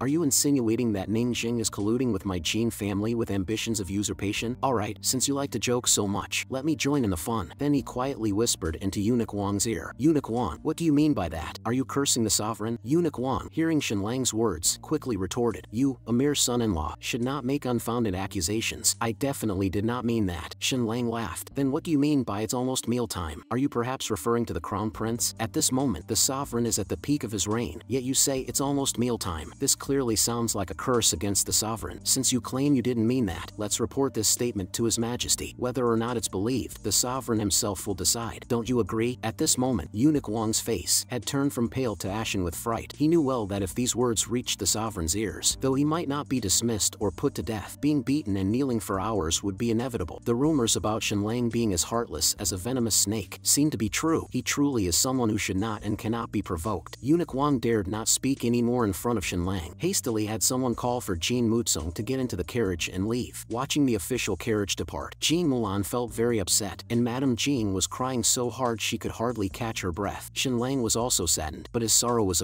used to be about eating, sleeping, and teasing Fatty. Now that Fatty is gone, there's no one left to tease. Turning back to see his mother-in-law in a daze, Shen Lang quickly went forward to comfort her. "I will personally go to the capital to bring the brother-in-law back." Early the next morning, Shen Lang also prepared to set off. He and Jean Mulan, standing outside the Count's mansion, found it hard to part, but the final phase of the Cliffwatch Island strategy had to be executed by Shen Lang. He softly said, "Wife, all matters of the home are entrusted to you and mother-in-law. Your father and I will surely solve all problems quickly and return with victory." After speaking, he departed towards Cliffwatch Island with Huang Feng under Jean Mulan's watchful gaze. By evening, Shen Lang arrived at Cliffwatch Island. Upon landing, he quickly went to the mythical Turtle Count's room. "Father-in-law, when I passed by the newly built barracks, I saw several pirates. Has Qiu Xiao arrived?" The mythical Turtle Count informed Shen Lang. "Qiu Xiao arrived on the island a few days ago. He has been acting arrogantly, causing widespread anger, but I've followed your plan and let Qiu Xiao into the mine. After seeing the gold, he has already sent more than a dozen pirates to report back to Furious Tide City. I believe Qiu Tianwei will act soon." Upon hearing this, Shen Lang immediately showed a sly smile. "Father-in-law, tonight we shall host a banquet for Qiu Xiao. Now that the pig is fattened, it's time for the slaughterhouse." At this moment, Qiu Tianwei, elated by the information Qiu Xiao had gathered about the gold mine on Cliffwatch Island, could hardly believe the content of the message. The Jin family has really developed such a massive gold mine. However, after calming his excitement, Qiu Tianwei sensed something amiss. A normal gold mine can only extract up to 50,000 gold coins a year, but now, the Jin family has extracted over 1 million gold coins in just a few months. Such high output really is hard to feel at ease with. After much thought, Qiu Tianwei immediately ordered his alchemist, Master Zhang, to be brought to him. A short while later, having learned the full story, Master Zhang began to carefully examine the gold from the mine. Seeing that the Taoist priest remained silent, Qiu Tianwei, standing by, was visibly impatient. Master Zhang, you understand the situation now. Based on your observation, is there anything wrong with the gold mine the Jin family is mining? Could there be any deception? Master Zhang shook his head and said, based on my years of experience, there's nothing wrong with this gold mine. After speaking, Master Zhang stood up and bowed to Qiu Tianwei, saying, congratulations, my king. Based on my experience and judging by this material, the gold mine on Cliffwatch Island is not merely an ordinary gold mine, it is an ancient gold vein. Upon hearing the term ancient gold vein, Qiu Tianwei's body jolted sharply. The so-called ancient gold vein refers to a gold reserve left by an ancient emperor. At some point in time, the world underwent significant changes, transforming the entire land and ocean, and during this period, the earth generated temperatures high enough to melt everything. The gold left behind formed a river of gold underground, flowing everywhere, scattering over this island, creating a gold vein. It can be said that once a gold vein is discovered, it's no different from picking up gold from the ground. After hearing the Taoist's explanation, Qiu Tianwei still harbored some doubts. Everyone knows that Jin family's son-in-law, Shenlang, is cunning and ruthless. He suspected all this might just be an act, but looking around the entire world, how many forces could produce so much gold? Currently, the Hidden Origin Society certainly wouldn't help him, and even the Heavenly Path Society, ranked second in wealth, without a huge interest, wouldn't take such a big risk to produce such a large sum of money for a mere son-in-law to play a no-win scenario. Thinking this, he turned to Master Zhang and asked, based on your experience, how much reserve do you estimate this gold vein to have? Master Zhang told Qiu Tianwei, 30 years ago, the Great Jin Kingdom extracted an ancient gold vein. 20-odd years ago, the Great Flame Empire mobilized 1.3 million elite troops to invade the Great Qian Kingdom. All expenses of the Great Flame Empire were paid by the Great Jin Kingdom. Master, now that you hold the Isle of Gold Mountain in your hands, and with the reappearance of an ancient gold vein on Cliffwatch Island, isn't this a sign that your dominance is about to be established? At this moment, Qiu Tianwei, hearing the Taoist's words, felt more and more excited and overjoyed. The next second, he summoned his shadow guards. Go and send a message to the mythical turtle count, demanding he hand over 80% of the gold mine on the island, and the pirates from Furious Tide City must also station on Cliffwatch Island to participate in the mining of the gold mine. Should he refuse, I will gather tens of thousands of troops and completely erase the Jin family from this world. As night falls, in the Cliffwatch Island garrison, the loud laughter of pirates fills the island. These fellows, drinking and eating meat in the camp, are having a great time, having lost all sense of vigilance they had upon arrival. In their minds, the mythical turtle count and his soldiers are too cowardly. The pirates have stolen the soldiers' food, wine, and meat, driving them out of the barracks, and the mythical turtle count doesn't dare make a sound. Outside the camp, a bone-chilling wind blows. The soldiers of the mythical turtle count's mansion can only sit huddled on a hilltop, eating coarse grains and drinking plain water, listening to the taunting laughter from inside the camp. The contrast is truly unbearable. At this time, a few drunk pirates wander out of the barracks and shout at the count's mansion soldiers, your mythical turtle count is so cowardly, truly a disgrace to his ancestors. You brothers, following such a coward, what's the point? Might as well join us pirates for some real fun. These nobles are all bullies who fear the hard. Tonight, Qiu Xiao, our young master, is being invited by the mythical turtle count for drinks. Who knows? To please our young master, the mythical turtle count might even offer Shenlang to accompany him for the night. The soldiers, listening to the taunts of these beasts, are all grinding their teeth in anger, but they know they must not let a moment of anger ruin the young master's plan, so they can only forcefully swallow this bitter pill. Meanwhile, inside the mythical turtle count's reception hall, he and Shenlang are hosting a banquet for Qiu Xiao. Although Qiu Xiao is usually arrogant and domineering, he is incredibly suspicious and cunning at heart. For this banquet, he brought his own food, not touching any of the wine and meat prepared by the mythical turtle count. Qiu Xiao even cautiously controls his alcohol intake, always maintaining a sober state. Shenlang understands. Qiu Xiao fears we might drug him. He wants to remain, always ready to defend himself. At this moment, Qiu Xiao, looking dissatisfied, directly asks Shenlang, Shenlang, I've been on Cliffwatch Island for so long, and you've refused to show yourself. Do you not take me seriously? Shenlang had no choice but to reluctantly open his clothing to explain. Young master, please calm your anger. I was severely injured by a tigress recently and couldn't even get out of bed. When I learned you were on Cliffwatch Island, I forced myself to come here. Qiu Xiao stepped forward, looking at Shenlang's scars, puzzled. Is this Jin Mulan's doing? Shenlang dressed himself and shook his head. It's the handiwork of another female Tyrannosaurus. Hearing this, Qiu Xiao burst into laughter. Well done, Shenlang. I didn't expect that failing to get Jin Mulan, you'd be so desperate as to find such a rough wild woman outside. At this moment, Shenlang retorted with feigned anger. Young Marquis, our Jin Jin family has treated your Cho family with respect. I can tolerate your rudeness towards me, but could you please discipline your pirates? Stop challenging our patience again and again. Hearing Shenlang refer to him as young Marquis, Chiu Xiao was momentarily stunned, followed by an undeniable joy. It seems the Jin family is aware that my father is about to become the Furious Tides Marquis. No wonder this little wretch, Shenlang, is all kinds of respectful and flattering towards me, daring not to overstep. Thinking this, Chiu Xiao became even more arrogant. If you can't tolerate it, just take action. We can have another great battle like the one 20 years ago. Hearing Chiu Xiao's words, the mythical turtle count hurriedly stepped forward to smooth things over. These are matters of the past. Why bring them up again? Young Master Chiu Xiao. Seeing the mythical turtle count acting so cowardly, Chiu Xiao laughed even more wildly. Mythical turtle count, 20 years ago was the weakest time for my Chiu family. Yet your father, Jin Yu Count, led more than 10,000 troops to attack my Thunderous Isle. Unfortunately, in the end, his entire army was wiped out. Now, your Jin family's military strength is less than 1/3 of that, while our Chiu family has expanded several times over. With such a gap, what grounds do you have to negotiate terms with me? Don't forget your situation. If we lead 30,000 troops to attack the Jin family, who would dare help you? Those nobles who are like turtles shrinking their heads? Or would the sovereign help you? At these words, the mythical turtle count and Shenlang's faces turned ashen, mumbling, "Peace is most precious." Seeing their reaction, Chiu Xiao sneered and said, "You want peace? That's not impossible, but it depends on the sincerity of the Jin family." Shenlang, pale, looked up at Chiu Xiao. "Young Marquis, to prove our sincerity, our Jin family is willing to offer 20,000 gold coins to the Chiu family every year, without charge. Do you think that's acceptable?" Hearing this figure, Chiu Xiao instantly flew into a rage, throwing his wine cup violently at Shenlang. Huang Feng, quick to react, blocked it, saving Shenlang from disaster. Shenlang, seeing the wine cup embedded in the wall panel, was covered in cold sweat. Such a beast, his actions are really ruthless. Meanwhile, Chiu Xiao, face full of anger, yelled, "Your Jin family offers 20,000 gold coins a year. Are you treating me like a beggar?" At this moment, Shenlang glanced at his father-in-law, but the mythical turtle count lowered his eyelids, gently shaking his head. Shenlang immediately understood. It seems my father-in-law believes that even deploying the Jin family's 3 top experts, it would be hard to take down Chiu Xiao, and with thousands of pirates outside, our military power simply cannot compete. Thus, Shenlang quickly put on a smiling face to appease Chiu Xiao, indicating that everything could be discussed again. Then, he had a servant fetch a new wine cup for Chiu Xiao. Chiu Xiao directly refused. "No need, I brought several with me." Shenlang jokingly asked, "Why so suspicious, young Marquis? With Furious Tide City and tens of thousands of troops behind you, how could we dare to harm you?" Chiu Xiao poured himself a glass of his own wine and said directly, "You, Shenlang, are famously cunning and ruthless. I'd better be careful." Then, Shenlang instructed the servants to prepare various rare delicacies. "This is caviar, very rare and valuable. Quickly take some to the young Marquis." "No thanks, I dare not eat." He cut a slice of his own meat and put it in his mouth, continuing, "Shenlang, don't waste your effort. I've humiliated Jin Mulan, poisoned your Jin family's wells. I've done all this, and I know you hate me thoroughly. Yet, even so, you wouldn't dare touch a hair on my head. Also, you said 20,000 gold coins a year. Do you take me for a fool? Do you really think I don't know that there's a large gold mine on Cliffwatch Island? So, there's no negotiation here, only a declaration. We, the Chiu family, want 80% of the gold mine on Cliffwatch Island, and we will also station troops and mine it ourselves." Hearing this, Shenlang stood up excitedly and shouted, "Young Master Chiu, you're being too excessive. Even if we have a gold mine on the island, do you really think you can just take 80%? Isn't that asking for too much?" Chiu Xiao, looking at Shenlang's frustration, laughed triumphantly. "I didn't come here to negotiate with you. I'm just informing you. Either agree, or let my tens of thousands of troops storm Cliffwatch Island and completely annihilate the Jin family. Also, each of my brothers can't live without a woman. Mythical turtle count, within 5 days, you must send us 500 beautiful women. Most importantly, that Jin sword lady must be brought to me. I want to have my way with her in front of Shenlang." Faced with the extremely arrogant Chiu Xiao, the mythical turtle count and Shenlang were so enraged they trembled, wishing they could immediately tear this scoundrel to pieces. Suddenly, Chiu Xiao felt the room become unbearably hot, but he didn't pay much attention to it, assuming the charcoal fire was simply too strong, and he thought about leaving. At this moment, Shenlang hurriedly stopped him, speaking almost pleadingly, "Young Marquis, please don't rush off. Let's talk it over again. Since it's a partnership, how about we split it 50-50? If you agree, we are willing to offer 200,000 gold immediately as a token of our sincerity." Chiu Zhao's eyes lit up upon hearing this, but his greed wouldn't allow him to settle for just 200,000 gold. "Shenlang, don't blame me for not giving you a chance. A 30-70 split, plus 500,000 gold." Hearing Chiu Zhao's words, Shenlang's expression changed. "Young Marquis, isn't that demand a bit too much? Besides, we can't produce that much gold at once." However, Chiu Xiao didn't give them a chance to refuse. "You have the time it takes an incense stick to burn to consider. If you don't agree, then wait for my father to gather a large army army and attack Cliffwatch Island. Seeing this, Shenlang, scared, kept waving his hands. All right, young Marquis, just wait a moment, let us discuss. Seeing the two Jin family members start to discuss, Chiu Xiao sat down again, waiting for their decision, but the heat in the room seemed to grow even more intense, and the sweat on his body made him feel even hotter. Suddenly, a woman's scream came from the side. Chiu Xiao turned to look and saw the servant who had been serving him had knocked over a water jug, and she was soaked, her clothes clinging tightly to her body. That's when he realized the servant was actually a woman. At this sight, Chiu Xiao's inner fire exploded. Well, Shenlang, you dare deceive me, saying there were no women on the island. This girl must be specifically brought here to entertain yourself, he said, then lecherously pinned the woman to the ground, starting to rip off her clothes. Shenlang, I'll give you the time of one more incense stick. When I'm done, you'd better have a perfect answer for me, he said, picking up the woman's undergarment, taking a deep sniff. Delicious, truly delicious. Behind him, Shenlang was now trembling uncontrollably, unable to suppress the ecstasy in his heart. Chiu Xiao, you're finally going to die. Then, he exchanged glances with the mythical turtle count. Shenlang had devised 7 or 8 plans to drug Chiu Xiao, never expecting it would be this most despicable trick with the undergarment that worked. What Chiu Xiao didn't know was that the woman beneath him was just a prostitute that Shenlang had brought from a brothel. At this moment, the drug in Chiu Xiao's body began to take effect. He felt his brain become delusional, and his body seemed to float uncontrollably. Suddenly, he burst into maniacal laughter. Shenlang, listen well. Not only must you bring Jean Sword Lady to me, but I also want Jean Mulan. I will ravage them brutally in front of you. However, before his words could fully land, the mythical turtle count, like lightning, appeared behind him. The next second, the mythical turtle count struck Chiu Xiao's neck. With a snap, his cervical vertebrae completely broke. As Chiu Xiao fell, everything below his neck was paralyzed. Under normal circumstances, the mythical turtle count would never get close to Chiu Xiao, but this scum, greedy and poisoned by the drug Shenlang had administered, was now like a lamb to the slaughter, easily taken down by the mythical turtle count. At that moment, pirates guarding outside the door, hearing the noise inside, began to bang on the door non-stop. The next second, with a bang, a burly pirate kicked the door open, but as they saw the scene before them, they were instantly terrified. They saw Shenlang, with a cold gaze, sitting atop Chiu Xiao, a dagger pressed against his neck, and coldly said to the pirates, "Take one step forward, and prepare to collect your young master's corpse." At that moment, Jin Shuring rushed in with his soldiers, and the pirates realized they had fallen into a trap. Shenlang then grabbed Chiu Xiao's head, whispered in his ear, "If you don't want to die, have your men retreat to the courtyard outside." The leading pirate fiercely warned Shenlang, "You better release our young master quickly. Otherwise, once our main force arrives, we will annihilate all of you." Shenlang, with a sinister look at the bald pirate, increased the pressure of his hand. "Is that so? Let's see who dies first." Then, the Chiu Xiao beneath him shouted at the pirates, "Idiots, get out! All of you retreat to the courtyard." Although the bald pirate did not understand what exactly had happened to their young master or why he was under Shenlang's control, for their young master's safety, he could only compromise reluctantly. He then turned and led the pirates out of the room, unaware that Shenlang had already stationed archers around the courtyard on the hills. Thousands of archers released their arrows at once upon command, and a dense shower of arrows fell on the pirates in the courtyard like rain, with the night's poor visibility. By the time the pirates saw the arrows, it was too late to dodge. Those near the door who attempted to flee back inside found Jin Shuring had already locked the door, and all soldiers were blocking it. In an instant, thousands of arrows pierced through the bodies of more than 100 pirates. Now, in the courtyard, only the cries of dying pirates remained. Meanwhile, in the military camp below the hill, the remaining 2,000 pirates were still drinking and eating meat, mocking Shenlang wildly. Suddenly, one pirate seemed to hear the sound of fighting from the hilltop. The pirates hurriedly rushed out to check, seeing the sky above the hilltop ablaze with fire. At this sight, the pirates immediately panicked. Has the mythical turtle count gone mad, daring to lay hands on our young master? After saying that, they gathered all the pirates and charged towards the mountain. Seeing the timing was right, Jin Shuring immediately ordered the release of rolling logs and boulders, instantly causing many pirates to suffer injuries or death. Seeing this, the pirate leaders immediately changed their strategy, allowing a portion of their elite warriors to disperse and climb up the stone walls. Jin Shuring, observing these pirates, had to admit, Chiu Xiao's direct troops are indeed very formidable. Not only are they strong in combat, but also brave, fearless of death. But even if they are formidable, my Jin soldiers are not vegetarians. He then ordered again, continue firing arrows. Don't stop the boulders and rolling logs. The dark night, lit only by the faint light of torches, made it hard to see clearly, but the screams of numerous pirates hit by the rolling logs and boulders and falling down the mountain could be heard. Suddenly, a hand grabbed the edge of the cliff, and the next second, a pirate leaped up, swinging his sword and directly injuring a Count's mansion soldier. Then, several more pirates climbed up. Seeing this, the soldiers quickly formed ranks and raised their shields for defense. Meanwhile, the mythical turtle Count and Shenlang, watching from behind, were also shocked by the pirates' strength. Keep in mind, they're in a drunken state, and it's night combat. Under normal circumstances, the mythical Turtle Count's mansion's military power might really not be enough for these pirates. But well, Shenlang said with a sly smile on his lips. The next second, one of the pirates suddenly felt a severe stomach pain, followed by a second and third. The group of pirates began clutching their stomachs in discomfort. Jin Shuriying seized this opportunity and led his soldiers in a direct attack. Yes, it was Shenlang who had someone lace the pirates' drinks with laxatives. Letting them steal food and drink for days on end was to lower their guard, and tonight, they finally tasted his specially prepared laxative. Under Shenlang's command, the soldiers of the mythical Turtle Count's mansion easily dealt with the 2,000+ pirates under Qiu Xiao. After a night of fighting, Cliffwatch Island welcomed the first rays of the rising sun from the east. Qiu Xiao also slowly opened his eyes, gradually regaining consciousness. Suffering from a splitting headache, he completely forgot what had happened the night before. At this moment, still irritable, had not yet noticed the abnormality in his body. Someone bring me the spittoon. I need to wash up. I need to get dressed. Where is everyone? Why so slow? Looks like I'll have to use the knife again. As he instinctively tried to sit up, he was horrified to find he couldn't feel his hands. More precisely, he had no sensation at all below his neck. Just as he was trying to recall the events of the previous night, Shenlang directly pushed the door open and strode in. Qiu, young master, you're awake. Would you like me to prepare some breakfast for you? Qiu Xiao was stunned. What's this, Qiu? What are you up to now? Shenlang, smiling, sat next to Qiu Xiao. Then, looking at his bewildered face, slowly lifted the quilt. Young master Qiu, how could you not know your new name? Without the bird, aren't you just Mu? Wood? As Shenlang's words fell, Qiu Xiao discovered the most vital part of a man was missing from his body. The next second, a scream like that of a slaughtered pig erupted. Shenlang, you scoundrel, what have you done to me? Someone, come here. Where have all you useless ones gone? Watching Qiu Zhao's furious face, Shenlang calmly had someone bring in a blood-stained sack and then asked with a smile, Young Marquis, were you calling for them? As Shenlang spoke, thousands of pirate heads rolled out of the sack. Young Master Qiu, you had too many underlings. This room couldn't fit them all, so I had to reduce their volume a bit to bring them here. But rest assured, all 2,000 pirates are here. Not one more, not one less. Qiu Xiao looked in horror at the pile of heads before him. Have you gone mad? Mythical Turtle Count, you dare massacre like this? Aren't you afraid of retaliation from over 30,000 pirates of Furious Tide City? Aren't you afraid my father will exterminate the Jin family? At this, Shenlang pulled up a chair and sat in front of the bed, saying, Young Marquis, there are two things you must know. First, there is no gold mine on Cliffwatch Island. This gold was provided by the Heavenly Path Society. I simply melted it down, mixed it into the soil to deceive you. Qiu Xiao was stunned. How can there be no gold mine? The Heavenly Path Society isn't foolish. Why would they give you, Shenlang, millions of gold? Faced with Qiu Zhao's questioning, Shenlang merely produced a mirror and said, Do you think this mirror, which cost less than 1 silver coin, is worth 1 million gold coins? At the sight of the mirror, Qiu Xiao finally realized the truth. He was arrogant, but not foolish. Such a clear and bright mirror. Its value definitely exceeded 1 million gold coins. No wonder the Heavenly Path Society was willing to provide such a massive amount of gold to support Shenlang. Then, Shenlang leaned closer to whisper in Qiu Zhao's ear. The second thing, aren't you curious who left those bite marks on me? That was the handiwork of your beloved sister, Qiu Yaoer. She tormented me for 2 whole hours. Though it was agonizing, it was also exhilarating. Of course, it wasn't my intention, and indeed, I went there to treat her. Just didn't expect you, a brute, to drug your own sister. Unfortunately, you just missed your chance and instead helped me. So, in this way, I really should thank you. Hearing these words, Qiu Xiao was on the verge of breaking down, biting toward Shenlang. I'll kill you. I swear the Jin family will be buried with you. Faced with Qiu Zhao's threats, Shenlang remained indifferent, continuing to strike at his heart. Qiu Xiao, almost everyone who has directly offended me in this world has died. But do you know why I haven't killed you? Because I want to lure your father, Qiu Tianwei, here. Shenlang's face was no longer mocking but sinister as he said, Did you think we were genuinely trying to please you these days? That was just a trap to let you lower your guard. Similarly, I've created an even more perfect trap for your father and the main force of Furious Tide City's pirates. This time, I will exterminate your Qiu family, avenging the Jin family from 20 years ago. Not only that, I'll also eliminate all the pirates of Furious Tide City in one fell swoop and take over Thunderous Isle. Upon hearing this, Qiu Xiao felt a chill down his spine, finally realizing the extent of Shenlang's terror. He hadn't imagined Shenlang could lay such an elaborate conspiracy. When did he start planning? Was it from the Isle of Gold Mountain dispute? No, it must have started from the time he wrote Boundless Romantic Affairs. How could there be such a terrifying person in this world? Shenlang, are you human or a ghost? No, I can't die. Even if emasculated and paralyzed in bed, he couldn't die because only by living could he seek revenge against Shenlang. With this thought, he drastically changed his arrogant demeanor, desperately trying to please Shenlang. Shenlang, please don't kill me. You can let your enemy witness you annihilating tens of thousands of pirates and taking down Furious Tide City. Plus, I know where my family's treasure is, so you definitely can't kill me. Shenlang, seeing Qiu Zhao's sycophantic behavior, couldn't help but show a playful smile. The will to live is indeed strong. Even castrated and paralyzed to this extent, you still think about surviving. He then said, Chiu Xiao, brother, you're quite clever. You make a good point. So, I'll give you a chance to live. You better grasp it well. After speaking, he pointed to a figure outside the door. Look who I've brought for you. At that moment, standing at the door was Jean Sword Lady, dressed in battle attire, looking valiant. Shenlang looked at Chiu Xiao with a sinister smile. Young Master Chiu, see how good I am to you. You said last night you wanted to sleep with her, and today I brought her to you. Chiu Xiao, seeing Shenlang's malicious smile, instantly broke out in a cold sweat again. Then, Shenlang silently lit an incense stick. Young Master Chiu, if you can crawl to Jean Sword Lady's feet and kiss the sole of her shoe before this incense stick burns out, I won't kill you. Chiu Xiao was dumbfounded. Shenlang, stop joking. My limbs can't move. How am I supposed to crawl there? Shenlang sarcastically replied, your hands and feet may not move, but you still have teeth. Upon hearing this, Chiu Xiao's inner world exploded. Shenlang, you scoundrel, why don't you come and demonstrate how to crawl with teeth for me? But this complaint he dared only keep within his heart. Then, a scene that defied everyone's expectations occurred. Chiu Xiao actually started moving forward by dragging his body with his teeth. Seeing Chiu Xiao moving forward like a driven worm, Shenlang couldn't help but inwardly exclaim, Chiu Xiao, you're truly a miracle. You actually managed to crawl using your teeth. It's simply unbelievable. At this moment, Chiu Xiao was crawling forward, driven entirely by his hatred. Even if his face was covered in blood, he was determined to complete the task and live. He wanted revenge. He wanted Shenlang to suffer a terrible fate. The time it took for an incense stick to burn quickly passed, and finally, Chiu Xiao, through sheer will, reached the feet of Jean Sword Lady. By then, he was gasping heavily, his mouth so painful he could hardly speak. Seeing this, Shenlang couldn't help but applaud. Remarkable, Chiu Xiao, you're truly amazing. You've created a miracle. With a muffled voice, Chiu Xiao asked Shenlang, Shenlang, can I live now? Shenlang laughed, of course, I keep my word. I won't kill you, but just because I won't kill you, doesn't mean others won't. Before his words could fade, Jean Sword Lady had already raised her sword high, and in Chiu Xiao's horror, she fiercely stabbed through his heart. A second strike followed, instantly decapitating Chiu Xiao. The pirate prince thus met his end. Shenlang stepped forward, picked up Chiu Xiao's head, still wide-eyed in death, and handed it to a pirate standing by. This man was an emissary from Chiu Tianwei, sent for negotiations. He had not expected, upon arriving on the island, to see Chiu Xiao crawling on the ground. Shenlang, with a challenging tone, said, brother, please restrain your grief. Take your young master's head and these 2,000 heads back. Deliver them to the Pirate King, and don't forget to tell the Pirate King his beloved son died in unrest. Watching Shenlang's arrogant demeanor, the emissary, holding Chiu Xiao's head, felt anger he dared not express. He couldn't understand why Shenlang dared to kill their young master. Did he not fear the Pirate King's wrath, annihilating the Jean family? After the pirate emissary left, Shenlang turned and thanked Jean Sword Lady with a bow. Being Shenlang's little fan, Sword Lady blushed at seeing such gentlemanly behavior from young Master Shen, and then, with a shy voice, said, young Master Shen, I should be the one thanking you. Being able to kill that beast with my own hands has allowed me to vent my anger. By then, Jean Hui, having arranged everything, hurried over. It had been a long time since he'd seen his wife, and he wanted to check if everything was fine at home. However, her heart fluttered with the first stirrings of love. Only had eyes for young Master Shen, completely ignoring her brother's presence. She merely said to young Master Shen, there's nothing for me here, so I'll be going. Poor Jean Hui, watching his sister leave, could only mutter in his heart, pretty boys are no good. Even though he said it in his heart, he instinctively covered his mouth, afraid his petty and narrow-minded master might have mind-reading abilities. Half an hour later, the mythical turtle Count and Shenlang arrived at the mine pit on the mountainside. When Chiu Xiao first saw this pit, he thought it was dug for mining gold. Little did he know it was Shenlang's final trap for Chiu Tianwei. Looking at this nearly completed grand project, Shenlang slowly said, my dear father-in-law, the new year is almost upon us. The mythical turtle Count sighed as well. Yes, in 3 days, it'll be New Year. In the past, I dreaded the spring festival the most, because we are nobles. Every festival required extravagant spending. If you don't do it, people will talk behind your back, saying the Jean family is stingy, surely a sign of our family's decline. Shenlang understood his father-in-law's situation well. Many times, what the country emphasizes is morale. The royal family and the nobles below are the same. It's like in modern society's companies, where face and appearances matter. Then, the mythical turtle Count continued, this year, though we no longer need to keep up appearances, it's a pity our family might not be able to reunite. Shenlang, why don't you go back for a visit? Have the New Year's Eve dinner with your parents, your mother-in-law, and Mulan? Shenlang shook his head. No, father-in-law, we can't celebrate this year, and neither can our enemies. The most critical moment is upon us. We cannot afford to be careless, or make any mistakes. Hearing this, the mythical turtle Count gave Shenlang a look of appreciation and determination. Good son-in-law, I wasn't wrong about you. Then let's fight shoulder to shoulder, father and son. The shame left by your grandfather will be avenged by you, his grandson-in-law. After this battle, our mythical turtle Count's mansion will rise again. Meanwhile, in a luxurious residence in New River City. A heavy snowfall covered the entire courtyard, turning it into a scenic beauty as if born from the cold. Inside, a stunningly beautiful woman dressed in fox fur delicately complained about the winter's chill. She was the crown prince's favorite concubine kept outside the palace, Zhao Yan. Her other identity was Jean Mulan's senior sister from the same martial sect. Another person inside was Jean High Count Tang Luan, currently reporting to Zhao Yan about the gold mine news Chiu Xiao had discovered on Cliffwatch Island. Zhao Yan's eyes lit up upon hearing this. Jean High Count, are you serious? Is there really a gold mine on Cliffwatch Island? Tang Luan hurriedly took out the copy of the letter Chiu Xiao wrote to Chiu Tianwei and handed it to Zhao Yan. After reading it, Zhao Yan frowned. Gold mines aren't supposed to be like this. Tang Luan laughed. Right, an ordinary gold mine indeed wouldn't have so much gold sand visible in the mine soil, nor would it have so many gold nuggets, unless it's an ancient gold vein. She had heard of ancient gold veins, but those were rare and not easily found. However, if the Jean family could produce so much gold, even if it wasn't an ancient gold vein, it must be much larger than a normal gold mine. Then, leaning lazily back in her chair, she asked, "So, tell me, Jean High Count, what do you plan to do next?" Seeing an opportunity to continue, Tang Luan promptly bowed. "I wish to ally with Chiu Tianwei to take down Cliffwatch Island, but Chiu Tianwei fears the sovereign's wrath, hence hesitates. Currently, the crown prince assists the sovereign with state affairs, a task most arduous. I hold the utmost admiration for the crown prince. Therefore, I wish to offer 25% of the gold mine's yield annually to the crown prince after seizing Cliffwatch Island." Zhao Yan, still somewhat doubtful, continued, "Wouldn't letting a pirate occupy your kingdom territory indefinitely diminish the sovereign's authority?" Tang Luan added, "Please rest assured, after we capture Cliffwatch Island, we will annihilate all members of the Jean family, except for the young master Jean Muzong. At that time, Jean Muzong will become the new mythical turtle count. Then, we will arrange a marriage for him." Hearing this, Zhao Yan smiled. "So, you plan to marry your daughter to Jean Muzong and have your son marry Chiu Yaoer. In this way, everything of the mythical turtle count's mansion will become the private property of your two families, right?" Jean High Count didn't answer directly, but bowed deeply. "I am forever a follower of the crown prince, and Chiu Tianwei holds the crown prince in high regard. At any time, I will always stand by the crown prince." Zhao Yan, having heard such flattery many times before, didn't take it seriously and stood up to ask, "So, how many troops do you plan to deploy?" Tang Luan replied, "The allied forces of both families should be around 30,000. Zhao Yan, upon hearing this, no longer hid her greed, directly saying, "After the success, directly transport 30,000 pounds of gold from the island to me." Tang Luan was startled internally. The island's reserves are only around 50,000 pounds of gold. This woman really has a lion's appetite. Even though he was unwilling, he dared not show it on his face and could only respectfully agree to Zhao Yan's terms. Then he asked, "And what about Jean Mulan? Do you want her dead or alive?" At the mention of Jean Mulan, Zhao Yan showed a malicious expression. "The crown prince wants her, then she must be alive. But remember, when the time comes, cripple her martial arts, sever her meridians so she can move and scream." After sending Tang Luan away, Zhao Yan immediately ordered her servants to send an invitation to Jean Mulan. Not until everything was arranged did Zhao Yan show a meaningful smile. Touching the branches of a plum tree, she murmured, "Sister Mulan, when we both followed Master Zhong Chuk, my family faced a catastrophe, while you remained esteemed. Now, with the Jean family on the brink of collapse, not only have I risen again, but I can also control your fate, Jean Mulan." At that moment, a plum branch snapped. Looking at the plum blossom in her hand, Zhao Yan chuckled. "Such twists of fate are quite interesting, aren't they?" Meanwhile, in Furious Tide's city, Chiu Tianwei stood atop his castle, overlooking his city. Was the pirate king truly loyal to the crown prince, as Tang Luan said? Of course not. He was the pirate king with tens of thousands of pirates under his command. A mere Furious Tide's marquis couldn't satisfy his ambition. He sought a greater empire, to establish a colossal foundation for the Chiu family for centuries. And now, the ancient gold vein on Cliffwatch Island was his opportunity. The great Jean kingdom rose through an ancient gold vein, now standing as the strongest among nations under the Great Flame Empire. With a new ancient gold vein discovered, Chiu Tianwei believed he could achieve the same. But now, with the new year approaching, let the Jean family's lambs enjoy their last new year. In another part of Chiu Yaoer's castle, Su Chanqian carefully asked her master, "Are you sure you no longer wish to listen to Journey of the Monkey to obtain the scriptures?" Chiu Yaoer shook her head. Ever since she found out that Shenlang had written the book, she no longer listened to it. Suddenly, a rapid series of bell tolls sounded from the distant docks, followed by a warship sailing from the direction of Cliffwatch Island towards Furious Tide City. Standing on the pier, Chiu Yaoer and her companions noticed something unusual. It's normal for the lighthouse bell to ring, but such urgent tolling signifies that something bad has happened. As the warship approached, everyone could clearly see the situation on the ship. The deck was densely packed with human heads, and the pirate king's emissary stood in the middle, specifically holding a head in his hand. Suddenly, someone exclaimed, "That's Chiu Zhao's head." The emissary had failed in negotiations. Returning to Furious mysterious Tide City with the heads of Chiu Xiao and 2,000 pirates. In a state of panic, Chiu Tianwei's close confidant immediately informed his master of the news. Upon hearing of his beloved son's death, Chiu Tianwei was struck as if by lightning, frozen in place. How is it possible? My son was highly skilled in martial arts, and he was accompanied by thousands of pirates. How could he have died? Even if Shenlang went mad, the mythical turtle count couldn't possibly follow suit. Without further time to ponder, he hurried to Furious Tide's docks, by then already sealed off by pirates. The scattered heads created a terrifying scene at the dock. Seeing Chiu Xiao's head in the emissary's hands, Chiu Tianwei's whole body trembled. This was his only son, his only heir. Recalling the battle with the Jin family 20 years ago, though he won, he was severely injured, resulting in a permanent loss of fertility, despite retaining male functions. Now, his only lineage was cut off by the Jin family. New grief compounded with old. Chiu Tianwei's heart was like a long-suppressed volcano, ready to erupt. Then, the emissary conveyed Shenlang's message. Master, Shenlang asked me to convey his condolences. He said your son did not die a peaceful death, and then recounted the entire process of how Shenlang tortured Chiu Xiao. Upon hearing the envoy's narrative, Chiu Tianwei clenched his back teeth so hard they nearly shattered. Even with his mouth full of blood, his grief over losing his son was undeniable. At this moment, Chiu Tianwei's face was contorted with rage, bursting forth. I will summon all the armies, all the allies, to wage war on the mythical Turtle Count's mansion. I will have Shenlang cut into 1,000 pieces, to flay and skin every member of the Jin family, making them pay with their lives for my son's death. On the other side, at the mythical Turtle Count's mansion, Zhao Yan's eunuch had also delivered his master's invitation to the Count's mansion. Jean Mulan, holding the unexpected invitation in her hands, couldn't help feeling puzzled and somewhat repelled. Although Zhao Yan was her senior sister, she was also the daughter of the Zhou family from the Peace Pavilion Count's mansion, favored because of her family background. This always gave her a sense of superiority in front of Jean Mulan. Back then, the Lord of Peace Pavilion, Zhou Guanbu, was always active in the court, his position being the general in charge of pacifying the south, a position now held by Zhu Lin. However, a few years ago, for reasons unknown, the Zhou family fell from grace overnight. Zhou Guanbu committed suicide, and the Zhou family was stripped of their titles and lands, with all descendants banned from serving in office ever again. This mysterious change plunged Zhao Yan from the status of a noble daughter to the dust overnight. Yet, 3 years after this upheaval, Zhao Yan re-emerged, not only standing by the crown prince's side, but also becoming his consort. Moreover, with her favor, it seemed as if the ban on the Zhou family had been lifted. Although their titles were not restored, 2 members of the Zhou family had successfully passed the imperial examinations. Still, the downfall of the Zhou family was indeed connected to the Great Flame Empire, and thus became a taboo subject in the court, one that was avoided in discussions. Of course, the specifics of what happened were beyond the comprehension of those at the level of the mythical Turtle Count's mansion, so Jean Mulan knew only this much. Even with Zhao Yan's current status, Jean Mulan had no desire to meet her. Just by looking at the smug face of her trusted servant, you can tell she's someone who looks down on others. Zhao Yan always had an air of superiority, Jean Mulan thought. Now with the crown prince's support, she must be planning to flaunt her status again. With that thought, Jean Mulan flatly rejected the invitation. The eunuch was stunned, not expecting Jean Mulan to disregard his master so boldly. He then spoke with displeasure. Miss Jean Mulan, my master's invitation is something even the prefect of an ordinary county would dream of receiving. You should not be so ungrateful. Mulan impatiently looked at the eunuch, finding that everyone from the crown prince's residence seemed to share the same attitude. Even an eunuch looked down on people. She wondered where their sense of superiority came from. With that thought, Jean Mulan decided not to waste any more time. She turned around and left a message. Sorry, I don't have time. Little Bing, please see the guest out. Then she coolly walked away. The eunuch was left trembling with anger. Look at you, Jean Mulan, just a daughter from a count's mansion, daring to refuse someone from the crown prince's residence. You are truly audacious, but your Jean family's disaster is not far off. Let's see how long you can be proud. He laughed as he left. Little Bing, watching the eunuch leave, couldn't help but make a face behind his back. Stupid eunuch, you're the one who's going to face disaster soon. Dare to curse our count's mansion. Be careful or our young master Shin will bring calamity to your whole family. Time flies, and the new year arrives. In the military camp on Cliffwatch Island, laughter can be heard. Although Shen Lang is also spending the new year on the island, he doesn't indulge in public celebrations, choosing instead to drink and chat with Shin 13 in his room, also to check in on his subordinate. 13, I heard your mother set you up with someone. How do you feel about her? Shin 13, accustomed to Shen Lang's gossipy nature, reluctantly shared his thoughts to have a peaceful new year. She looks fine, but her lips are too thin. The old master consulted face reading and said she's likely mean-spirited, so I don't like her. Shen Lang jokingly responded, if you don't like her, then don't force it. Once this is over, I'll have my mother-in-law introduce you to someone with thicker lips. Seems like you know your stuff. According to face reading, if the upper lip is thick, Shin 13 was speechless. My master, why always head towards such topics? But remember, no matter how beautiful a woman is, never grovel. Grovelers have no future. Look at Jin Hui in front of his wife. I can't stand it. Unbeknownst to them, Jin Hui was standing outside at that moment. He initially came to offer Shenlang a toast, but hearing his master speaking ill of him, he dared not enter. He couldn't let Shenlang know he overheard the gossip, or he would be resented. Inside the room, 13 was still silently enduring his master's incessant chatter after drinking. He couldn't understand why someone as wise and brilliant seemed to become so gossip-minded and vulgar when drunk. After a while, Jin Hui, pretending to be in a hurry, entered with a jug of wine. Young Master Shen, I've come to offer you a toast. Shenlang glanced at him and asked, Jin Hui, you didn't hear me speaking ill of you just now, did you? Jin Hui quickly responded, Young Master Shen is a paragon of virtue. How could you speak ill of me behind my back? Every word you say to me is an encouragement for my life. Hearing this, Shenlang turned to Shen 13. Did you hear that? He even heard me speaking ill of him, or he wouldn't be flattering me like this. Seeing this, Jin Hui was almost spitting blood. Master, can't you let me have a peaceful new year? In his nervousness, Jin Hui hurriedly expressed his loyalty to Shenlang, who then smiled without saying anything and turned to bring out a box containing perfume, soap, and shampoo. This is your New Year's bonus, you bootlicker. Take it to please your wife. Jin Hui was stunned, then touched deeply. These are premium items only available to the ladies and madam of the mansion, personally made by young Master Shen, not even purchasable with money. Moved nearly to tears, Jin Hui continuously expressed his loyalty to Shenlang, who scoffed, Look at how spineless you are. You should learn from me. Though my wife is highly skilled in martial arts, in my presence, she wouldn't dare defy me. I tell her to go east, and she wouldn't dare go west. If I scold her, she wouldn't dare retaliate. A woman must be disciplined, or else it's chaos within 3 days. However, as soon as his words fell, a beautiful figure walked through the door. Jean Mulan, with a half-smiling, half-serious expression, approached Shenlang. Husband, I've only heard of the saying, a man left unchecked will cause chaos within 3 days. Seeing this, Jin Hui and Shen 13, without saying a word, silently waved their hands at their formidable young Master Shen, showing an expression of wishing him luck, and then quickly made their escape. Shenlang, seeing his two betrayers leave, quickly put on a pitiful look and said, Wife, I've missed you so much. We've been apart for exactly 74 hours. I was just showing off in front of them. If you're upset, feel free to hit me. I promise I won't make a sound. Mulan looked at him speechlessly, thinking to herself how this cunning man had figured she wouldn't bear to hit him. Seizing the opportunity, Shenlang embraced Mulan, kissing her passionately, letting all the longing and desire of the past days meld into this kiss. After the impassioned embrace, Mulan's face blushed, but she too had missed Shenlang. Otherwise, she wouldn't have traveled several hours on New Year's Eve to see this unfaithful man. Suddenly, Mulan remembered the wounds on Shenlang's body, to which Shenlang assured her, they've already scabbed over, it's no big deal. But Mulan was adamant in not continuing. That's still not okay. We have to wait until the scabs have completely fallen off. Otherwise, you'll start howling again. Reluctantly, Shenlang had to suppress his urge, spending half an hour in tender proximity with Mulan before she left to return home, weary from the journey. As fireworks lit up the island sky, New Year's Eve came to an end. Now, on the 4th day of the first lunar month, all the pirates in Furious Tide City were on war alert. Within Qiu Tianwei's mansion, his foster son, Qiu Hao, after learning of Qiu Zhao's death, returned from the Isle of Gold Mountain to Furious Tide City, volunteering to lead troops against Cliffwatch Island. Qiu Tianwei, upon hearing Qiu Hao's proposition, immediately scolded him. Cliffwatch Island is not your concern. You know, the Isle of Gold Mountain, rich in iron ore, is of utmost importance to us and cannot be neglected. As the main general, how can you abandon your post? For some reason, Qiu Hao insisted on participating in this revenge battle due to his brotherly bond with Qiu Xiao. Seeing Qiu Hao's defiance, Qiu Tianwei became very angry and scolded. This is the last time I'm telling you. Go back, guard your Isle of Gold Mountain and return there now. After saying this, he turned away and refused to listen to any more pleas. Seeing Qiu Tianwei's determined attitude, Qiu Hao had no choice but to comply with tears in his eyes and a reluctant heart, returning to the Isle of Gold Mountain. Unexpectedly, someone was already waiting in a secret room in Qiu Hao's camp. Zhang Chuanhua's voice, both soft and mocking, said, looking at your expression, it seems you've returned without success. Now you see, the Lord of Furious Tide City does not allow you to participate in the Battle of Cliffwatch Island, but this is your only chance to rise to power. Perhaps we could. Before she could finish, Qiu Hao interrupted, Miss Zhang, my adoptive father's orders were clear, to guard the Isle of Gold Mountain. If I disobey and make a wrong move, it would be catastrophic. Everyone knows that the Jin family's main forces are defending Cliffwatch Island, and yet you tell me Shenlang's target is Furious Tide City. How can I believe that? Zhang Chunhua looked at him and smiled. If I came to you, I'm absolutely certain of my information. The opportunity one bring to you is yours to believe or not. If this succeeds, you will be the future Furious Tide's marquis. This is not only a promise from my father, but also from Zhu Rong, the governor. If you don't believe me now, it's not too late to believe when the situation becomes clear. But I still advise you, General, it's always good to be prepared. Time flew, and it was already the 13th day of the first month. At a house located 200 miles north of of mythical turtle count's mansion. Prefect Zhang, dressed in military attire, stood before a map, analyzing the strategic plan for the battle. When he mentioned Cliffwatch Island is a trap set by Shenlang, whose real aim is Furious Tide City, the 5 generals present were shocked. They couldn't believe that Shenlang, a mere son-in-law, could shake mythical turtle count into investing such a huge cost in a trap to target Qiu Tianwei. They were even more astonished by his ambition, aiming to take down Furious Tide City with his own strength. Zhang Chong continued, this time, mythical turtle count will surely deploy all elite soldiers to Furious Tide City, and Shenlang's plan will also prompt Qiu Tianwei to lead a massive army to attack Cliffwatch Island. At that time, the city's defense, under Qiu Yaoer's command, will not exceed 3,000 troops. A fierce battle between Shenlang and Qiu Yaoer is inevitable. Although no one can breach the main castle with Qiu Yaoer defending, I believe that with Shenlang's intelligence, he must have already pinpointed Qiu Yaoer's weakness and prepared everything, waiting to deliver the fatal blow. Once the Jin family takes down Furious Tide City, the new policy in New River will completely fail, allowing them to rise again amidst the crisis. With the nest overturned, none of us will be spared, but this is also a once-in-a-lifetime opportunity, a chance for us to be the mantis catching the cicada, unaware of the oriole behind. You, several thousand elite troops, must disperse and head to Gold Mountain Island first, under the guise of supporting the pirate forces, then proceed to Furious Tide City. Then, we will annihilate both the Jin and Qiu families, restoring peace to the eastern seas, and seize Thunderous Isle for our sovereign. The day when you will all be honored and promoted is within reach. With Zhang Chang's words boosting their morale, the generals raised their bowls to drink the wine symbolizing their impending victory, then smashed their bowls with determination. Generals, begin preparing for battle. Moments later, led by Zhang Chong, the generals went to the military training grounds viewing platform, overseeing the 6,000 elite troops of New River County below. Despite the freezing outdoor conditions, the troops stood fully armored in silence. Then, Zhang Chong issued the command, all generals, to your ships, set sail. 2 hours later, 20 warships set off towards Isle of Gold Mountain. They needed to quickly coordinate with Qiu Hao, then change their outfits on the island and proceed to Furious Tide City under the name of Qiu Hao's army. Meanwhile, Shenlang was also making moves. He led all the masters of mythical turtle count's mansion on an inconspicuous cargo ship towards Furious Tide City to execute his plan undetected. Over the past month and a half, he had already transported over 2,000 elite troops to Furious Tide City in batches using cargo ships, positioning them at various strategic locations. Jin Hui approached Shenlang and asked, Young Master Shen, leaving Count alone with 2,000 new recruits to defend Cliffwatch Island against Qiu Tianwei's 30,000 troops, won't there be any issues? Shenlang confidently reassured, don't worry, it will be fine. With me here, they won't even have a chance for a head-on confrontation. Jin Shuring also expressed his concerns. Young Master Shen, I don't mean to doubt you, but attacking the fortress of Furious Tide City, which is already difficult to conquer, and now with Qiu Yaoer in charge, even with 20,000 elite troops, it won't be easy. Now that all our elite troops and masters are here, failure would mean the end for mythical turtle count's mansion. Before Shenlang could respond, Divine Healer Nzaishi approached. Young Master Shen, the person you requested is here. Upon hearing Nzaishi's words, Shenlang immediately instructed Jin Hui and Jin Shuring to step aside. Shortly after, a figure in a black cloak approached Shenlang and reported, Young Master Shen, I have completed the investigation on who is behind poisoning Qiu Yaoer. As you suspected, it was him. The person reporting to Shenlang was none other than Nzaiqian, Qiu Tianwei's alchemist, who is also the elder brother of Nzaishi. Their father had died at the hands of Qiu Tianwei during the battle 20 years ago. Nzaiqian continued, the preparations Young Master Shen assigned to me are all set. Unfortunately, although I've been undercover by Qiu Tianwei's side for over a decade, I never found the opportunity to avenge our father, nor have I managed to become one of his trusted insiders, so I might not be able to assist you much. Shenlang reassured him with a smile, don't worry, as long as you complete the task I've given you, you'll be the greatest hero of the Jin family. Meanwhile, Tang Luan's mansion was also gearing up for battle. The 3,000 private soldiers of the Tang family were arrayed neatly on the beach. At Tang Luan's command, change the flags. Dozens of Qiu family flags were suddenly displayed. Conducting open warfare as nobles within the country would inevitably provoke the sovereign's intervention, but if they operated under the guise of pirates, there would be no concern. Then, Tang Luan began to stir his troops with promises of wealth. Gentlemen, an ancient gold vein has been discovered on Cliffwatch Island. Currently, the Jin family has only 4,000 troops guarding it, while we have a coalition of 30,000. This battle will be a breeze. After our victory, each soldier will receive 20 gold coins, and for every member of the Jin family you kill, you'll earn an additional 15 gold coins. The time has come for you to enrich yourselves. Let's flatten Cliffwatch Island with our valor. His words ignited the fire within the Tang family's private army. Jin High Count revealed a sinister smile. Shenlang, Jin Zhua, your days of comfort are over. Wait for the Tang family to annihilate your clan. Under the leadership of of the Tang family's eldest son, Tan Zong. These soldiers will head to the eastern seas to meet with Chiu Tianwei's pirate armada and together proceed to Cliff Watch Island. Meanwhile, on the coast of Furious Tide City, hundreds of various pirate ships, flying the Chiu family's flags, gathered at the Furious Tide City port. The sight was seemingly endless. Standing on the dock's high platform, Chiu Tianwei couldn't help feeling proud as he observed the massive fleet. This scene is much larger than the battle against Jin you count 20 years ago. Back then, I only had over 5,000 pirates under my command, but now I can summon an army of 30,000 with a simple wave of my hand. As long as we take Cliff Watch Island, the Chiu's hegemony will truly become a legacy lasting hundreds, if not thousands, of years. Only, my poor son Chiu Xiao will no longer see that glorious moment. But fortunately, my alchemist in Zitian, I don't know where he got the medicine from, but it has allowed me to show my prowess again and made a woman by my side pregnant. As long as I can have children, I won't worry about having no successor. Then, he turned to look at Chiu Yaoer beside him, feeling a sense of regret in his heart. I originally intended to raise Chiu Yaoer and then make her my woman, but unexpectedly, she has grown into a rebellious and ruthless woman. Otherwise, with the offspring produced by me and her, we would surely have a domineering king or lord. Resigned, Chiu Tianwei cheered himself up and shouted loudly, "Open all the chests." As his words fell, chest after chest of gleaming gold coins were revealed to all the pirates present. Brothers, here is 350,000 gold coins of starting funds for everyone. Today, we will break the old system and distribute it to everyone right now. Upon hearing these words, the pirates were instantly stirred up. Then, Chiu Tianwei continued to incite the greed of these pirates. Brothers, these are just appetizers. On Cliff Watch Island, there are 100,000 pounds of gold, information for which my son Chiu Xiao paid with his life. But the Jin family, our defeated foes, do not deserve this gold. It should belong to our pirate clan. Brothers, let's take up our swords, conquer Cliff Watch Island, kill all the Jin men, take their women, and reclaim the gold that rightfully belongs to us. As his words ended, the pirates, already lured by the gold on Cliff Watch Island, became even more spirited, with cries of battle echoing. Seeing the moment right, Chiu Tianwei gave a sweeping order. All pirates, to your positions, set off. Instantly, more than 100 warships boldly made their way towards Cliff Watch Island. On the dock, Chiu Yaoer looked on with disdain at the scene. For her, these pirates were scum, but as they were her adoptive father's men, she could not kill them, owing to her gratitude for his life-saving grace and upbringing. If not for this, she would have long fled far away with her 2,000 direct subordinates. At this moment, Chiu Tianwei approached her and asked, "Yaoer, will these 3,000 warriors be enough for you to manage Furious Tide City?" Chiu Yaoer, expressionless, simply replied with 2 words, "Too many." Seeing her attitude, Chiu Tianwei could only laugh awkwardly, admitting he had been overly concerned. Then, Chiu Yaoer suddenly said to him, "Adoptive father, after you return triumphant from this great battle, I will leave." Hearing this, Chiu Tianwei frowned and then turned, waving his hand, "Let's postpone this discussion until I return." He definitely could not agree to this request. Even if he could not have Chiu Yaoer as a person, he absolutely could not allow her to leave. Then, he boarded the largest warship, Cliff Watch Island. "Here we come, Furious Tide City. Wait for my triumphant return." Chiu Yaoer watched the departing warships, understanding her adoptive father's intentions. Yet, her mind was made up about leaving. With this thought, she turned and led her subordinates towards the governor's mansion. Once back, Chiu Yaoer began arranging for her guards to bolster the defenses, with orders that no one could enter or leave the castle without her command. For some reason, she felt Shenlang might have plans for Furious Tide City. Even if Chiu Tianwei hadn't anticipated Shenlang's sudden attack on Furious Tide City, her instinct as a woman convinced her that Shenlang would indeed come. Moreover, touching her stomach gently, she noted her menstrual cycle had yet to commence this month. Even if there was a child, she hoped Shenlang wouldn't come, but if he did, she would have no choice but to let him die here. After setting up all the defenses for Furious Tide City, it was already afternoon. Su Chanqian, who was accompanying Chiu Yaoer, suddenly asked, "General, do you like children?" Caught off guard, Chiu Yaoer counter-asked, "Have you been observing my menstrual cycle, noticing that I haven't had it this month? It's been almost a month since that night. Do you also think I might be pregnant?" Su Chanqian hurriedly explained, "Shenlang mentioned that due to the high levels of heavy metals in your body, it would be difficult for you to conceive. Moreover, since the last bloodletting treatment, you've done it twice more by yourself, which could affect your menstrual cycle. So, it's normal if it hasn't come. But, General, do you really think Shenlang will lead troops to attack Furious Tide City?" Upon hearing the question, Chiu Yaoer stared at Su Chanqian and then said, "Shenlang will come. He will definitely lead Jin's elite soldiers to seize Furious Tide City." Su Chanqian was shocked. The Jin family's elite warriors barely number over 2,000. To think they can capture Furious Tide City is simply ludicrous. Chiu Yaoer looked at her coldly. "So, he's pinned his hopes on you, wanting you to find an opportunity to poison me or create chaos among my people. Isn't that right?" Hearing Chiu Yaoer's analysis, Su Chanqian was on the verge of tears, swearing to heaven her loyalty to Chiu Yaoer. But since she was indeed sent by Shenlang, She had no way to defend herself. Qiu Yaoer continued, I won't kill you, but to avoid suspicion, I'll have someone prepare a room for you, and you must not leave it under any circumstances, or you will be executed. Without considering Su Qianqian's explanation, Qiu Yaoer had her taken away and placed under house arrest. Then, she ordered for Enziqian to be brought to her for a medical examination. Shortly after, Enziqian appeared before Qiu Yaoer. Doctor, I've been feeling unwell recently, please examine me. However, as Enziqian was about to take her pulse, she calmly requested, please check if I'm pregnant. Enziqian was almost speechless with shock. Though surprised, he composed himself and seriously took her pulse, never imagining that the man involved with Qiu Yaoer could be his true master, Shen Lang. After a moment, Enziqian respectfully said, General, your pulse is extremely erratic and complex. With my limited medical knowledge, I really can't make a diagnosis. Qiu Yaoer nodded and then ordered, take this doctor and confine him just like Su Qianqian, not to leave the room under any circumstances. Enziqian was shocked. Has my identity been exposed? With confusion, he still voiced his doubts. Miss, why? Qiu Yaoer, unaware of Enziqian's true identity, simply sensed that there was no gold mine on Cliffwatch Island, yet this doctor had been persuading her adoptive father that there was an ancient gold vein, hence the suspicion. Qiu Yaoer said, you've been treating me for years, and never before have you behaved as fearfully as you did today. Clearly, you know something, which is why you're acting so abnormally. At this point, Enziqian still wanted to defend himself, but Qiu Yaoer had no interest in listening and simply ordered him to be placed under house arrest. As night fell, the snowflakes drifting in the sky adorned the sea like scattered stars. The 30,000 pirates under the sea pirate king Qiu Tianwei and the 3,000 private soldiers of the Tang family had, after a day's journey, finally converged near Cliffwatch Island. It was evident from the sporadic lights on the island that the island's defenders had spotted the approaching enemies and were working overnight to fortify their defenses. Early the next day, with the snow still showing no signs of stopping, Qiu Tianwei stood at the bow of his ship and commanded, prepare the pirate army for landing. We must annihilate everyone on the island and seize Cliffwatch Island. As his words echoed, the tens of thousands of pirates aboard the ships once again erupted in fervor, eager to raid the island and seize the gold. At this moment on the island, the forces led by the mythical turtle count appeared to number in the thousands, yet only about 500 were truly fit for service. After all, Shen Lang had taken almost all the elite troops to Furious Tide City, leaving behind only recruits who had just joined and had no actual combat experience. As the pirates drew closer, the recruits on the island began to grow nervous. The veteran captain looked at a recruit trembling like a sieve next to him and couldn't help but mock. What a cowardly disappointment. You're tall, but you have the courage of a chicken. After saying this, he grabbed a handful of snow and stuffed it into his mouth. However, the more he chewed, the more wrong the taste became. Why is this snow salty? At that moment, the cowardly recruit cautiously said, Captain, I just urinated there. Hearing this, the furious veteran captain stood up to beat him, while those around burst into laughter, easing the tense atmosphere. The mythical turtle count also took this opportunity to encourage the recruits. Lads, don't be afraid or panic. As long as you do what we've taught you, there won't be any problems. Besides, we've rehearsed dozens of times these days. Just treat this real combat as one of our drills. Just then, a lookout on the watchtower shouted, the enemy is 5 miles, 3 miles, 2 miles from the island. Yet, when they were just a mile away, the pirates couldn't wait any longer and jumped off their ships, plunging into the icy sea water. Numerous frenzied pirates shouted as they rushed toward the shore, brothers, attack. The countless gold on the island is first come, first served. Tan Zong, on the ship, watched the pirates, who were more interested in treasure than their own lives. Disdain in his heart. What a bunch of madmen. Aren't they afraid of freezing to death by jumping into the sea in such cold weather? The mythical turtle count, seeing this, fearlessly ordered the troops to set up the first line of defense. At his command, fire the arrows. However, the performance of these novices in real combat left much to be desired. With the enemy 200 meters away, the recruits' arrows fell short, barely reaching a few dozen meters, and landed on the beach near them, causing 0 damage to the enemy. This lackluster display of combat power immediately became the subject of mockery by the pirates. These trash have shorter range than my pea. The situation further fueled the pirates' raiding impulse, and they charged towards the defense line with machetes in hand. Seeing the pirates drawing closer, the mythical turtle count ordered a second round of attack. This time, they managed to cause single-digit casualties among the pirates. However, their aim was so poor that they hardly hit any vital spots. For these battle-hardened pirates, such arrow wounds were virtually negligible unless vital spots were hit. Some crazed pirates even pulled the arrows out of their arms with their bare hands and continued to charge at the soldiers' defense line with ferocious faces. The recruits, having never seen such a spectacle, were immediately terrified. One of them shouted, "Help, run," and turned to flee towards the rear. The rest of the recruits, coming to their senses, also ran back. Seeing this, the mythical turtle count was furious and drew his great sword, roaring, "None of you are allowed to retreat. Deserters will be executed on the spot." shot. With that, he directly killed 2 people nearby. Of course, these weren't real soldiers. The reason for this act was merely to make the play more convincing, letting the pirates think that the soldiers of the mythical Turtle Count's mansion were cowardly and afraid of death. Then, the mythical Turtle Count, with a look of reluctance, glanced back at the approaching pirates and waved his hand, shouting, "Fall back to the mines. We must defend the gold at all costs." When the pirates nearby heard the mythical Turtle Count mention gold, they became excited. Seeing how weak the Kim soldiers were made the pirates chase after them even more fervently. However, this entire setup raised doubts in Qiu Tianwei, who had been watching from a higher vantage point. He then asked Tan Zong, "Are the Jin soldiers really this feeble?" Tan Zong was also puzzled. After the clash at the Isle of Gold Mountain, the Jin soldiers should be even stronger than our Tang family's troops. This deepened Qiu Tianwei's suspicions. If they are stronger than the Tang family, why did they collapse at the slightest touch? Could there be some trickery involved? At that moment, the mythical Turtle Count also changed his strategy. He suddenly roared, "Leave 500 men with me to cover the retreat of the main force." As his voice fell, Jin's 500 elite instantly formed an iron defense line, their morale fully charged. Unlike before, this time, with the resonant sound of bowstrings, each arrow shot out was fierce, with hardly any misses. They moved fluidly, drawing and releasing arrows within 3 seconds. Though there were only 500 elites, they were more effective than the previous thousands of recruits. This was the true strength of the Jin's elite. Quickly, in just over 10 minutes, the pirates on the beach suffered heavy casualties, numbering in the hundreds. This powerful scene was also fully witnessed by Qiu Tianwei. Just one breath to shoot a heavy arrow, and in 10 breaths, you've killed hundreds of my men. But what of it? I have tens of thousands of pirates. You may have the upper hand in ranged combat, but can you handle close combat? Finally, the first wave of thousands of pirates broke through the defense line, and the 500 elite warriors neatly drew their swords for defense. Then, with a crisp shout of attack, the Battle of Cliffwatch Island officially began. However, when the pirates swung their first sword, they immediately noticed the strength of the Kim's equipment. The pirate swords broke upon impact, and their strikes left only marks on the armor, shocking the group of pirates. Yet, after their initial astonishment, all the pirates' faces turned fierce again, and they collectively focused their efforts to strike at the Jin's warriors. Qiu Tianwei, witnessing all this, couldn't help but be amazed. To think that 500 soldiers, relying solely on their advantageous position, could withstand the attack of 2,000 pirates. The Jin's elite are indeed formidable. At this moment, Tan Zong said, "This is the true strength of the Jin soldiers." The mythical Turtle Count expanded too quickly and recruited too many new troops, who are not only useless in actual combat, but can also ruin everything. Fortunately, he does not have many elite troops at the moment, so taking them down is still feasible. On the other side, the mythical Turtle Count, watching his 500 elite soldiers battling against thousands of pirates and managing to hold their own, breathed a sigh of relief. Indeed, true combat power is only shown on the battlefield. It seems that a strategy focusing on elite troops is correct. Numbers are useless. However, no matter how formidable the 500 elite troops were, their strength was ultimately limited. As more and more pirates swarmed in, they soon surrounded them. Jin Zhong, seeing this, immediately reported the situation to the mythical Turtle Count, who acted according to plan without hesitation, choosing to break through and retreat to the mines. Upon receiving the order, the more than 400 elite troops immediately changed formation and began to break out. Soon, after losing a few dozen lives, the mythical Turtle Count and his soldiers successfully broke through. Seeing this from a distance, Tan Zong's eyes showed a hint of mockery. A siege by more than 3,000 pirates was resisted for less than a quarter of an hour before being broken by a few hundred men. These pirates lack discipline. Thus, facing a regular army, no matter how brave they are, they stand no chance. If it were my Tang family army, it would not be so easily defeated. Qiu Tianwei also began to reflect. I had thought that the naval battle I won 20 years ago with 5,000 pirates was because the Jin's army was weak. Only after today's battle did I realize that the Jin soldiers are simply not skilled in naval warfare. After taking Cliffwatch Island, I must also properly train my pirates to become a regular army. Thinking this, Qiu Tianwei raised his great sword and shouted, "All pirates, reform the ranks." This sudden command made the pirates, who were in the heat of battle, pause abruptly, leading to extreme dissatisfaction among some of them. Why stop? I still want to loot the gold. At the moment, if it weren't for some undercover warriors from the Tang family keeping order, it's very likely that the pirates would have fought over the gold. Even so, getting 30,000 pirates to form ranks took more than an hour to assemble successfully. Seeing his pirates rush in such a disorderly manner, Qiu Tianwei frowned, but now was not the time to train the forces. Eliminating the Jin family and taking over the mine was the priority. Half an hour later, the pirates finally arrived at the mine. However, what they saw shocked them. Such a vast and bottomless pit was something they had never seen before. Though Qiu Tianwei was also astonished, he steadied his mindset and went forward to observe the terrain below. He saw that the mythical Turtle Count's army of over 4,000 was hiding in the caves on the mine shafts, and outside the caves, there were piles of gold sand, barely visible under the snow. Qiu Tianwei turned to Tan Zong and said, "It seems the mythical turtle count intends to hold out at the bottom of the mine. However, this place is easy to defend, but hard to attack, which could be troublesome." But Tan Zong believed there's only one way out of the pit. The mythical turtle count and his men guarding here are merely waiting for their demise. At this moment, the pirates nearby also stretched their necks to look down. Although they did not see gold bricks or nuggets, they saw gold sand shining through the snow-covered mine sand. Just then, a young pirate came running with a handful of gold sand to show off his achievement. "Master, this is the mine sand I risked my life to get. Please take a look." When Qiu Tianwei picked up the gold sand, he was completely shocked. "My God, I have never seen mine soil with such a high gold content. This must be an ancient gold vein. Ordinary gold mines do not produce so much gold sand. If extracted, this could amount to tens of thousands, even hundreds of thousands of pounds of gold." Tan Zong, of course, also saw the high-quality mine soil and could hardly contain his excitement, wanting to lead his troops directly into the mine to annihilate the Jin family and seize this ancient gold vein. However, the more experienced Qiu Tianwei calmed down upon seeing the huge pit, sensing something unusual. "No, we just need to lay siege without attacking. There's only one exit right now. The ancient gold vein cannot escape, and neither can these thousands of people, no matter what they do. Shenlang is a vicious and cunning beast. What if he has set traps below this giant pit?" Although Tan Zong felt Qiu Tianwei was being overly cautious, even his father feared this pirate king, so he could only comply with silent anger. At this time, Qiu Tianwei walked to the edge of the mine, looking down at the mythical turtle count. "Eye to eye, mythical turtle count, we will be guarding you from above. Without food and fresh water, let's see how long you can last down there." Half a day later, the Jin soldiers below seemed to be getting anxious. Jin Shiring, looking up at the pirates, asked the mythical turtle count, "Master, what do we do if Qiu Tianwei's army just guards the mine entrance and doesn't come down?" The mythical turtle count remained calm. "Don't worry, as long as we follow Shenlang's plan step by step, these pirates will definitely fall into the trap. So far, all of Qiu Tianwei's actions have matched Shenlang's predictions. Trust him, he will not be wrong." Indeed, Shenlang has never lost a psychological battle. As long as Qiu Tianwei is greedy enough, he will fall into the trap, and it won't be a long wait. On the other side, Shenlang arrived at Furious Tide City today. With Qiu Tianwei taking away the pirate army and Qiu Yao only guarding the castle, the streets were filled with looting and violence. Even those still doing business had bodyguards standing at the entrance, and those who couldn't afford bodyguards didn't dare leave their homes. Furious Tide City had completely fallen into chaos. A moment later, Shenlang and a few others arrived at the Jin family's stronghold in Furious Tide City. Upon entering, Shenlang immediately ordered, without a moment's rest, to assemble all personnel hidden within the city to start preparing to attack the main government building of Furious Tide City. Meanwhile, on Cliff Watch Island, the Alliance's two leaders were arguing due to a difference in opinion. Qiu Tianwei's overly cautious and careful attitude frustrated Tan Zong. He couldn't understand why such a renowned pirate king was acting so cowardly, especially when a tremendous fortune was right in front of them, yet he refused to agree to attack in one fell swoop. At the same time, several pirate leaders who also didn't understand Qiu Tianwei's actions gathered to discuss the matter. One hot-headed pirate said, "Brothers, there are mountains of gold sand beneath us. Why won't the boss let us go down and kill? Do you think he has other plans? Is he afraid we'll steal the gold? Maybe he wants to starve the Turtle Count's army to death and then secretly send his trusted experts to take all the gold. When we rush down, he'll say the Turtle Count had already transported the gold away." At these words, everyone got angry, fueled by alcohol, and shouted, "We're here to get rich. The king can't block our way to wealth." This shout sobered up the others, who were well aware that if these words reached Qiu Tianwei's ears, they would be dead. Then, the hot-headed pirate suddenly added, "The demoness isn't here. What are you guys afraid of?" At this, the room fell silent. The next second, they realized, why are we afraid of the Qiu family? Isn't it because of Qiu Yao, the invincible general? Since the demoness isn't here, let's send a representative to talk to the boss about attacking the Jin family. Then, everyone looked at the hot-headed pirate. "Brother, among us, you're the best. You should go talk to the boss. We'll support you from the side." Moments later, this hothead actually ran to Qiu Tianwei and started to persuade him, "Boss, although we are besieging the mythical Turtle Count's troops, our own supplies are almost exhausted. With our forces now 10 times greater than the mythical Turtle Count's and under your wise and brave leadership, isn't this the perfect opportunity to take them down?" Qiu Tianwei, after listening, did not speak but just quietly watched the hothead continue. "Boss, with just one command from you, it wouldn't take an hour for us to annihilate all 4,000 of the mythical Turtle Count's troops. Please don't hesitate any longer." Then, Qiu Tianwei stood up and walked over to the fool. "Are you suggesting that I am holding off the attack to hoard the gold for myself, and that since the demoness Qiu Yao is not here, everyone should not fear me, the pirate king, too much?" Hearing this, the hothead immediately broke into a sweat. "Damn it, which cursed traitor sold me out? Where's the pirate's honor?" Before he could unravel his doubts, Qiu Tianwei shouted angrily, "This man has disturbed our military military heart. Take him out and behead him. As soon as he finished speaking, 2 guards grabbed him. No matter how much he begged for mercy, it was of no use. Soon, a crisp sound echoed outside the camp, and the hothead was decapitated, a scene that turned the faces of several pirate leaders on site pale with fear. Then, Chiu Tianwei slowly turned around and coldly warned everyone, "From now on, if anyone dares to question my military orders, this will be their fate." The pirates, scared nearly to the point of wetting themselves, all nodded in agreement, daring not to voice any more objections. Of course, Chiu Tianwei knew that although he had temporarily suppressed the opinions of these pirate leaders, their greed for gold could not be suppressed. He needed to find a way to divert their attention. Starting the next day, Chiu Tianwei ordered the pirates to launch verbal attacks and use provocative tactics against the Jin family. These pirates, naturally vulgar, were shameless in their insults, directly targeting everyone in the mine pit, insulting the entire family of the mythical turtle count. Hearing such indecent abuse, the Jin soldiers were nearly exploding with anger, especially Jin Zhong, who, upon hearing the insults directed at his goddess, Jin Mulan, was furious and ready to charge out and teach these scoundrels a lesson. The mythical turtle count was also furious. He had always treasured Lady Jean as a jewel in his life, but today she was defiled by these filthy pirates. He wished he could tear them to pieces immediately. However, he restrained his anger, understanding that impatience could spoil greater plans. Seeing that verbal provocation was ineffective, Chiu Tianwei started an even more twisted scheme. He ordered some handsome young men from the ship, dressed them in the clothes of Shenlang, Jin Mulan, and Lady Jean, and began role-playing. Then, he tied them with ropes, making them crawl on the ground like dogs, and eventually escalated to more extreme acts of role-playing abuse. Watching all this unfold, he was so angry that he almost twisted his face in rage, nearly crushing his back teeth. He couldn't understand how these pirates could insult the Jin family to such an extent and why the master still chose to endure. Unexpectedly, the next day, the pirates tied up the young man playing Shenlang to a pole and executed him by dismemberment. Watching these blood-soaked pirates with ferocious expressions was chilling. They could no longer be called human. They were more like a group of perverted demons. Suddenly, a young pirate pointed down into the pit and shouted, "Boss, the Jin family's soldiers have disappeared." Chiu Tianwei was shocked and quickly pushed through the crowd towards the mine entrance. But when he saw the empty pit, he was stunned. Not only was there not a single person left, but even the temporary buildings had been dismantled. All that was left was the countless gold sand and ore at the bottom of the pit. What's going on? There's only this one exit. Where could the mythical turtle count and his 4,000 people have gone? Something's not right. People can't just disappear. This must be a plot by Shenlang. Suddenly, he noticed the pirates around him, as if possessed, greedily staring at the exposed gold sand in the pit and laughing foolishly. At that moment, a pirate from some squad roared, "Brothers, there's no one left below. The gold is up for grabs." Upon hearing this, a large number of pirates rushed towards the bottom of the mine, ignoring any orders from Chiu Tianwei. Seeing the situation completely out of control and knowing he couldn't manage the subordinates of other pirate leaders, he was forced to restrain his own 10,000 direct troops from descending. He was certain the mysterious disappearance of the Jin's 4,000 troops was a trap and couldn't risk it. At the Tang family's camp above, anxious warriors filled the area, all closely watching the pirates scrambling for gold below, uncertain of what to do. Eventually, someone couldn't resist and went to ask Tan Zong, "General, are we just going to watch these pirates take all the gold?" Tan Zong was also in turmoil. He could tell there was something off about the situation below and that rashly charging down might walk into a trap. However, not participating meant watching the greedy pirates take all the gold, possibly leaving nothing for them. By this time, the pirates who ran down first had begun stripping off their clothes, desperately filling them with mine soil, unaware that the soil, which seemed to be all gold sand, actually contained only a small amount of gold dust. Most of it was brass. Hearing the unceasing sounds of excitement, Tan Zong couldn't hold back any longer and shouted, "All troops, charge! Take the gold!" The moment he shouted, 3,000 Tang private soldiers surged down like a flood, joining the gold rush. Meanwhile, Chiu Tianwei's direct troops stood behind, watching their comrades seizing what seemed like hundreds of thousands in gold, feeling unbearably agitated. Eventually, they couldn't stand it any longer and shouted, "Boss, stop hesitating. If we don't act now, all the gold will be gone." However, Chiu Tianwei still refused to give the go-ahead. He was tempted by the gold and wanted it, but the sudden disappearance of people was too suspicious, clearly a trap. Seeing Chiu Tianwei remain silent, several old pirates from his direct lineage lost their patience and charged down. When others saw someone taking the lead, the rest of the pirates followed suit, leading to the complete disintegration of Chiu Tianwei's direct forces. And indeed, there were no traps set below. But now, in the eyes of these pirates, there was no sense of comradeship or brotherly loyalty, and they soon began to fight each other. Chiu Tianwei, watching the scene unfold, thought to himself, "I have to go down now." After returning, a massive purge is necessary. Then, he rushed to a high platform and shouted, "All guards of the city lord's mansion, come out and maintain order. All the gold seized by anyone must be handed over for a unified distribution according to proportion. Anyone found hiding gold will be executed without mercy. Soon, under the suppression led by Chiu Tianwei himself and his guards, order was finally restored among the over 30,000 pirates. After everything settled down, he walked to the pile of gold and looked around. As expected, no traps or ambushes. It seems I overestimated Shenlang. He then picked up a handful of mine soil, examining the gold sand within, a smug expression on his face. With this ancient gold vein, the Chiu family will rise. Mythical turtle count. Don't think you can escape with your troops through the secret tunnel. As long as you are on this island, I will ensure the extermination of the Jin family in vengeance for my son. Just then, a series of explosions sounded from above the mine, followed by flying debris hitting the people below. This sudden event caused all the pirates in the pit to panic. Where's the explosion coming from? Where's the explosion? Seeing this, Chiu Tianwei immediately gathered all pirates to prepare for defense and enter combat mode. Soon, a pirate came to inform Chiu Tianwei the explosion has destroyed all the pathways leading up. Chiu Tianwei seemed unsurprised by this news. As expected, it was a trap. But so what? How can your mere 4,000 Jin forces withstand my 30,000? But before he could devise a countermeasure, another explosion occurred above the mine, and this time, a huge hole was blasted at the mine entrance. Torrential seawater burst through the hole and, like a waterfall, poured into the mine mixed with debris. At this moment, the pirates were in complete panic. The sea was at least a mile away. How could water have gotten here? It turns out, Shenlang had already designed a secret tunnel inside the pit. When the pirates lowered their guard, the mythical turtle count led his troops out of the tunnel and sealed it with sand and stone. Once the pirates stepped into the trap, explosives buried in advance were detonated, destroying the stairs and turning the mine into a giant container. As for the seawater, a tunnel had already been dug, simply covered by a thin layer of stone. The mythical turtle count's roar echoed from above the pit. Chiu Tianwei, it's over for you. Today marks the end for you beasts. Hearing this, the pirates realized that Jin soldiers had surrounded the pit's entrance. As the water level rose, countless pirates began climbing higher, some even trying to scale the icy walls. However, the cold had frozen the walls, and with Jin soldiers throwing stones and shooting arrows from above, those attempting to climb fell back down. Chiu Tianwei was furious. Shenlang, you're truly ruthless. Such a scheme could not have been thought up by the mythical turtle count. It was you, definitely you. On the other hand, Tanzong was still in shock, so Chiu Tianwei's earlier obstruction was not out of cowardice, but because this sly old fox really sensed the danger. Shenlang, to get rid of us, you've gone to great lengths, truly ruthless. Suddenly, a mouthful of cold, salty seawater woke Tanzong up. I can't die here. I have to return to the Tang family alive. Only by surviving can I seek revenge. With that thought, he dived underwater, quickly shedding his armor to lighten himself and prevent sinking. Using his inner strength, he leapt from the water, grabbing onto the cliff's edges to climb rapidly. Tanzong's martial skills were superior, but his agile movements also drew the shooter's attention from above, and dozens of arrows and stones were hurled at him. Even though Tanzong was battered and bruised, he refused to give up, driven by a deep-seated hatred. Finally, he reached the edge of the mine entrance, only to find the mythical turtle count waiting for him with a sword, signaling the end of his hope. He had forgotten about the thousands of enemies above. Once pulled up, he knelt before the mythical turtle count, begging for mercy. The mythical turtle count signaled Jin Zhong, who restrained Tanzong from behind. The next second, the mythical turtle count disabled Tanzong's martial arts. Jin Zhong then inflicted severe pain by twisting something in Tanzong's mouth, followed by stuffing his mouth with sand to staunch the bleeding, preventing him from dying of blood loss. This act was specially left for Shenlang by Jin Zhong, although young Master Shen hadn't specified keeping Tanzong alive. Given Shenlang's character, sparing him might prove useful. Meanwhile, as the water level in the mine continued to rise, Chiu Tianwei seemed to sense hope for a counterattack. He then turned around and loudly reassured his forces, all pirates, stop wasting your energy. As long as the water keeps pouring in, we'll soon float up. Hearing this, all the pirates also realized, right, we're pirates. How could we possibly be afraid of drowning? Shenlang is truly foolish to think he could drown us with seawater. However, amidst their schadenfreude and laughter, a thunderous noise sounded, and the next second, the flow of water from the exit gradually ceased. Seeing the water level no longer rising, the pirates who were just mocking now looked stunned. Did that explosion just now block the water outlet? After a while, one of the pirates came to his senses and began cursing upwards. Shenlang, damn your mother, damn your mother. Chiu Tianwei was also stunned. The questioning voices of his subordinates continuously reached his ears. Boss, we may not drown, but if we keep soaking in such cold weather, we won't drown, but will freeze to death. This comment also awakened Chiu Tianwei. Right, we can't keep soaking here. Since we're facing death either way, we might as well go all out. Thinking this, Chiu Tianwei turned around and roared, everyone, cover me. Those with the highest combat abilities, follow me and climb up. We'll carve a bloody path. Following his shout, Chiu Tianwei was the first to leap onto the rock wall, leading the climb upward. Seeing this, the mythical turtle count immediately ordered his men to shoot arrows and throw stones at them. As the experts around around Qiu Tianwei were picked off one by one. Fear appeared on his face for the first time. Damn, at this rate, we might all be killed before we even reach the top. Embracing a do-or-die attitude, Qiu Tianwei shouted, "All pirates, listen up. Our way out is right in front of us. Let's all charge together and annihilate the Jin family." Under Qiu Tianwei's command, 30,000 pirates, densely packed like countless ants, frantically climbed up the rock wall. This shocking sight made the Jin soldiers above feel a tingling sensation on their scalps. As more and more pirates climbed up, the Jin archers began struggling to keep up with their rate of arrow fire. Seeing this, everyone simply started to hurl stones down. With the fall of large rocks, countless pirates screamed in pain, some even being smashed to pieces, but they continued to desperately climb. As a portion of the pirates nearly made it up, a few new soldiers started to falter. Jin Zhong approached the mythical turtle count and said, "Master, the sulfuric acid is ready." Without hesitation, the mythical turtle count ordered, "Pour." As the command was given, all Jin soldiers lifted jugs of concentrated sulfuric acid and poured them down the rock wall. The pirates at the forefront, upon contact with the sulfuric acid, experienced their skin being instantly corroded, accompanied by burning pain and the pungent smell of decaying flesh, causing them to involuntarily let go. The pirates who had barely made it up fell back down. Seeing this, Qiu Tianwei shouted in desperation, "Don't come down, keep climbing, everyone keep climbing." However, climbing a wall soaked in sulfuric acid was something only a fool would do, and the burned pirates began jumping down, preferring the risk of freezing in the seawater over continuing to climb. With the wall of sulfuric acid above and the chilling seawater below, the pirates were in agony, some even begging for the mythical turtle count's mercy to save their lives. The Jin warriors, witnessing this dreadful scene, began to waver internally. Are we being too cruel? Seeing this, Jin Zhong roared, "Brothers, are you sympathizing with them? But what about the children they've killed, the innocent women they've violated? Who sympathizes with them? These pirates have committed countless atrocities and are worse than beasts. They don't deserve sympathy. They are more than deserving of death. Understand?" Then, the mythical turtle count stepped forward. "You don't need to blame yourselves. By killing these pirates today, countless families will be spared from disaster. Eliminating these scum is carrying out justice on behalf of heaven. It's a virtuous deed. Continue firing arrows and throwing stones." This time, the soldiers held no reservations. Huge rocks, filled with the soldiers' seething hatred, rained down like a storm. As time passed, soon there was no movement below. Those pirates who hadn't been killed by the rocks succumbed to exhaustion and froze to death in the seawater. Thus, the combined 30,000 forces of Qiu Tianwei and the Tang family were completely annihilated. Qiu Tianwei, who had been hiding in a crevice of the rock wall, felt his scalp tingle witnessing this scene. Enveloped by the stench of death, his heart sank into unprecedented despair. "I am the great pirate king, the overlord of the eastern seas. Yet now, my entire force has been eradicated by that vermin Shenlang. It's all over. I've lost everything." Suddenly, Qiu Tianwei saw a stream of yellow liquid from above, followed by Jin Zhong's voice. "These pirates committed countless evils in life. Their souls are filthy. Let's all pour some yellow soup on them for purification, to ease their passage." Upon hearing this, all Jin soldiers burst into laughter and followed Jin Zhong's lead, adding their own yellow soup to the sea of corpses as a final send-off for the pirates. The mythical turtle count stared at Jin Zhong, thinking, this man has always been reserved and proper. How has he become so bold today? Little did he know, Jin Zhong was also conflicted. This task was secretly assigned by young Master Shen. "I wanted to refuse, but I just didn't have the courage." Unable to bear seeing his pirates further humiliated, Qiu Tianwei shouted, "Mythical turtle count, why doesn't that vermin Shenlang show himself?" The mythical turtle count didn't hide the truth and approached to inform him. Shenlang has already led his elite troops to attack Furious Tide City. Hearing this, Qiu Tianwei laughed as if he'd heard the greatest joke. "Do you know, Furious Tide City is currently guarded by my adopted daughter, Qiu Yaoer. Not even gods could breach it, let alone that pretty boy Shenlang. You're utterly delusional." The mythical turtle count didn't respond. He was well aware of Qiu Yaoer's capabilities, but trusted that if Shenlang was confident, his son-in-law would surely capture Furious Tide City. Then, Qiu Tianwei continued to ask, "Mythical turtle count, tell me, is this ancient gold vein real or fake?" "Of course, it's fake." The mythical turtle count revealed the truth to Qiu Tianwei now that everything had come to light. These gold blocks and sands were forged from 400,000 gold coins and 100,000 brass coins, all to lure you into the trap. Hearing this, Qiu Tianwei roared, almost breaking down, "Where did you get all these gold coins? This is all Shenlang's conspiracy, isn't it?" The mythical turtle count didn't answer directly but coldly asked, "Qiu Tianwei, do you remember the battle between my father and your Qiu clan 20 years ago? Why did my Jin family get completely annihilated?" Hearing this, Qiu Tianwei laughed and said, "That's because the Hidden Origin Society had already betrayed you. Even your ally, the Martial Peace Count Shua, sold your military plans to me and planted a large number of spies in your father's army. They destroyed your warships at a critical moment and led them into the trap I set at sea." Realizing something, Qiu Tianwei said, "All these experiences, isn't this the same trap I set for Jin you count back in the day? My entire force is annihilated just like theirs was. Is this my retribution? No, I refuse to accept this. I won't resign myself to fate. Suddenly, Chiu Tianwei roared like a mad lion and, with a burst of strength, fiercely climbed up the cliff. Jin Zhua, if you are a man, face me in a one-on-one duel to the death. However, he was overthinking it. Several soldiers immediately grabbed jugs of sulfuric acid and poured them down in buckets. Chiu Tianwei was stunned for a moment, and before he could dodge, the acid had already been poured onto his face. Following Chiu Tianwei's curses and screams, several flaming arrows struck his body. The combination of the flesh-corroding acid and the arrows set him aflame, causing smoke to rise from his entire body. Yet, he still clung to the rock wall, refusing to let go. At that moment, the mythical turtle count personally dumped a basin of grease down. I, Jin Zhua, am honest but not stupid. You're already a dead man. Why would I need to duel you? Since you're so stubborn, I'll personally see you off. The moment the grease was poured, Chiu Tianwei instantly turned into a fireball and started burning. Holding onto his resentment and anger, he finally let go and fell into the sea of corpses. From that moment on, Chiu Tianwei could only lead his pirates in another world, continuing his reign as the pirate king. Afterwards, the mythical turtle count's gaze turned towards the distance. With the Chiu family's flag now fallen, Shenlang, how far has your battle for Furious Tide's city progressed?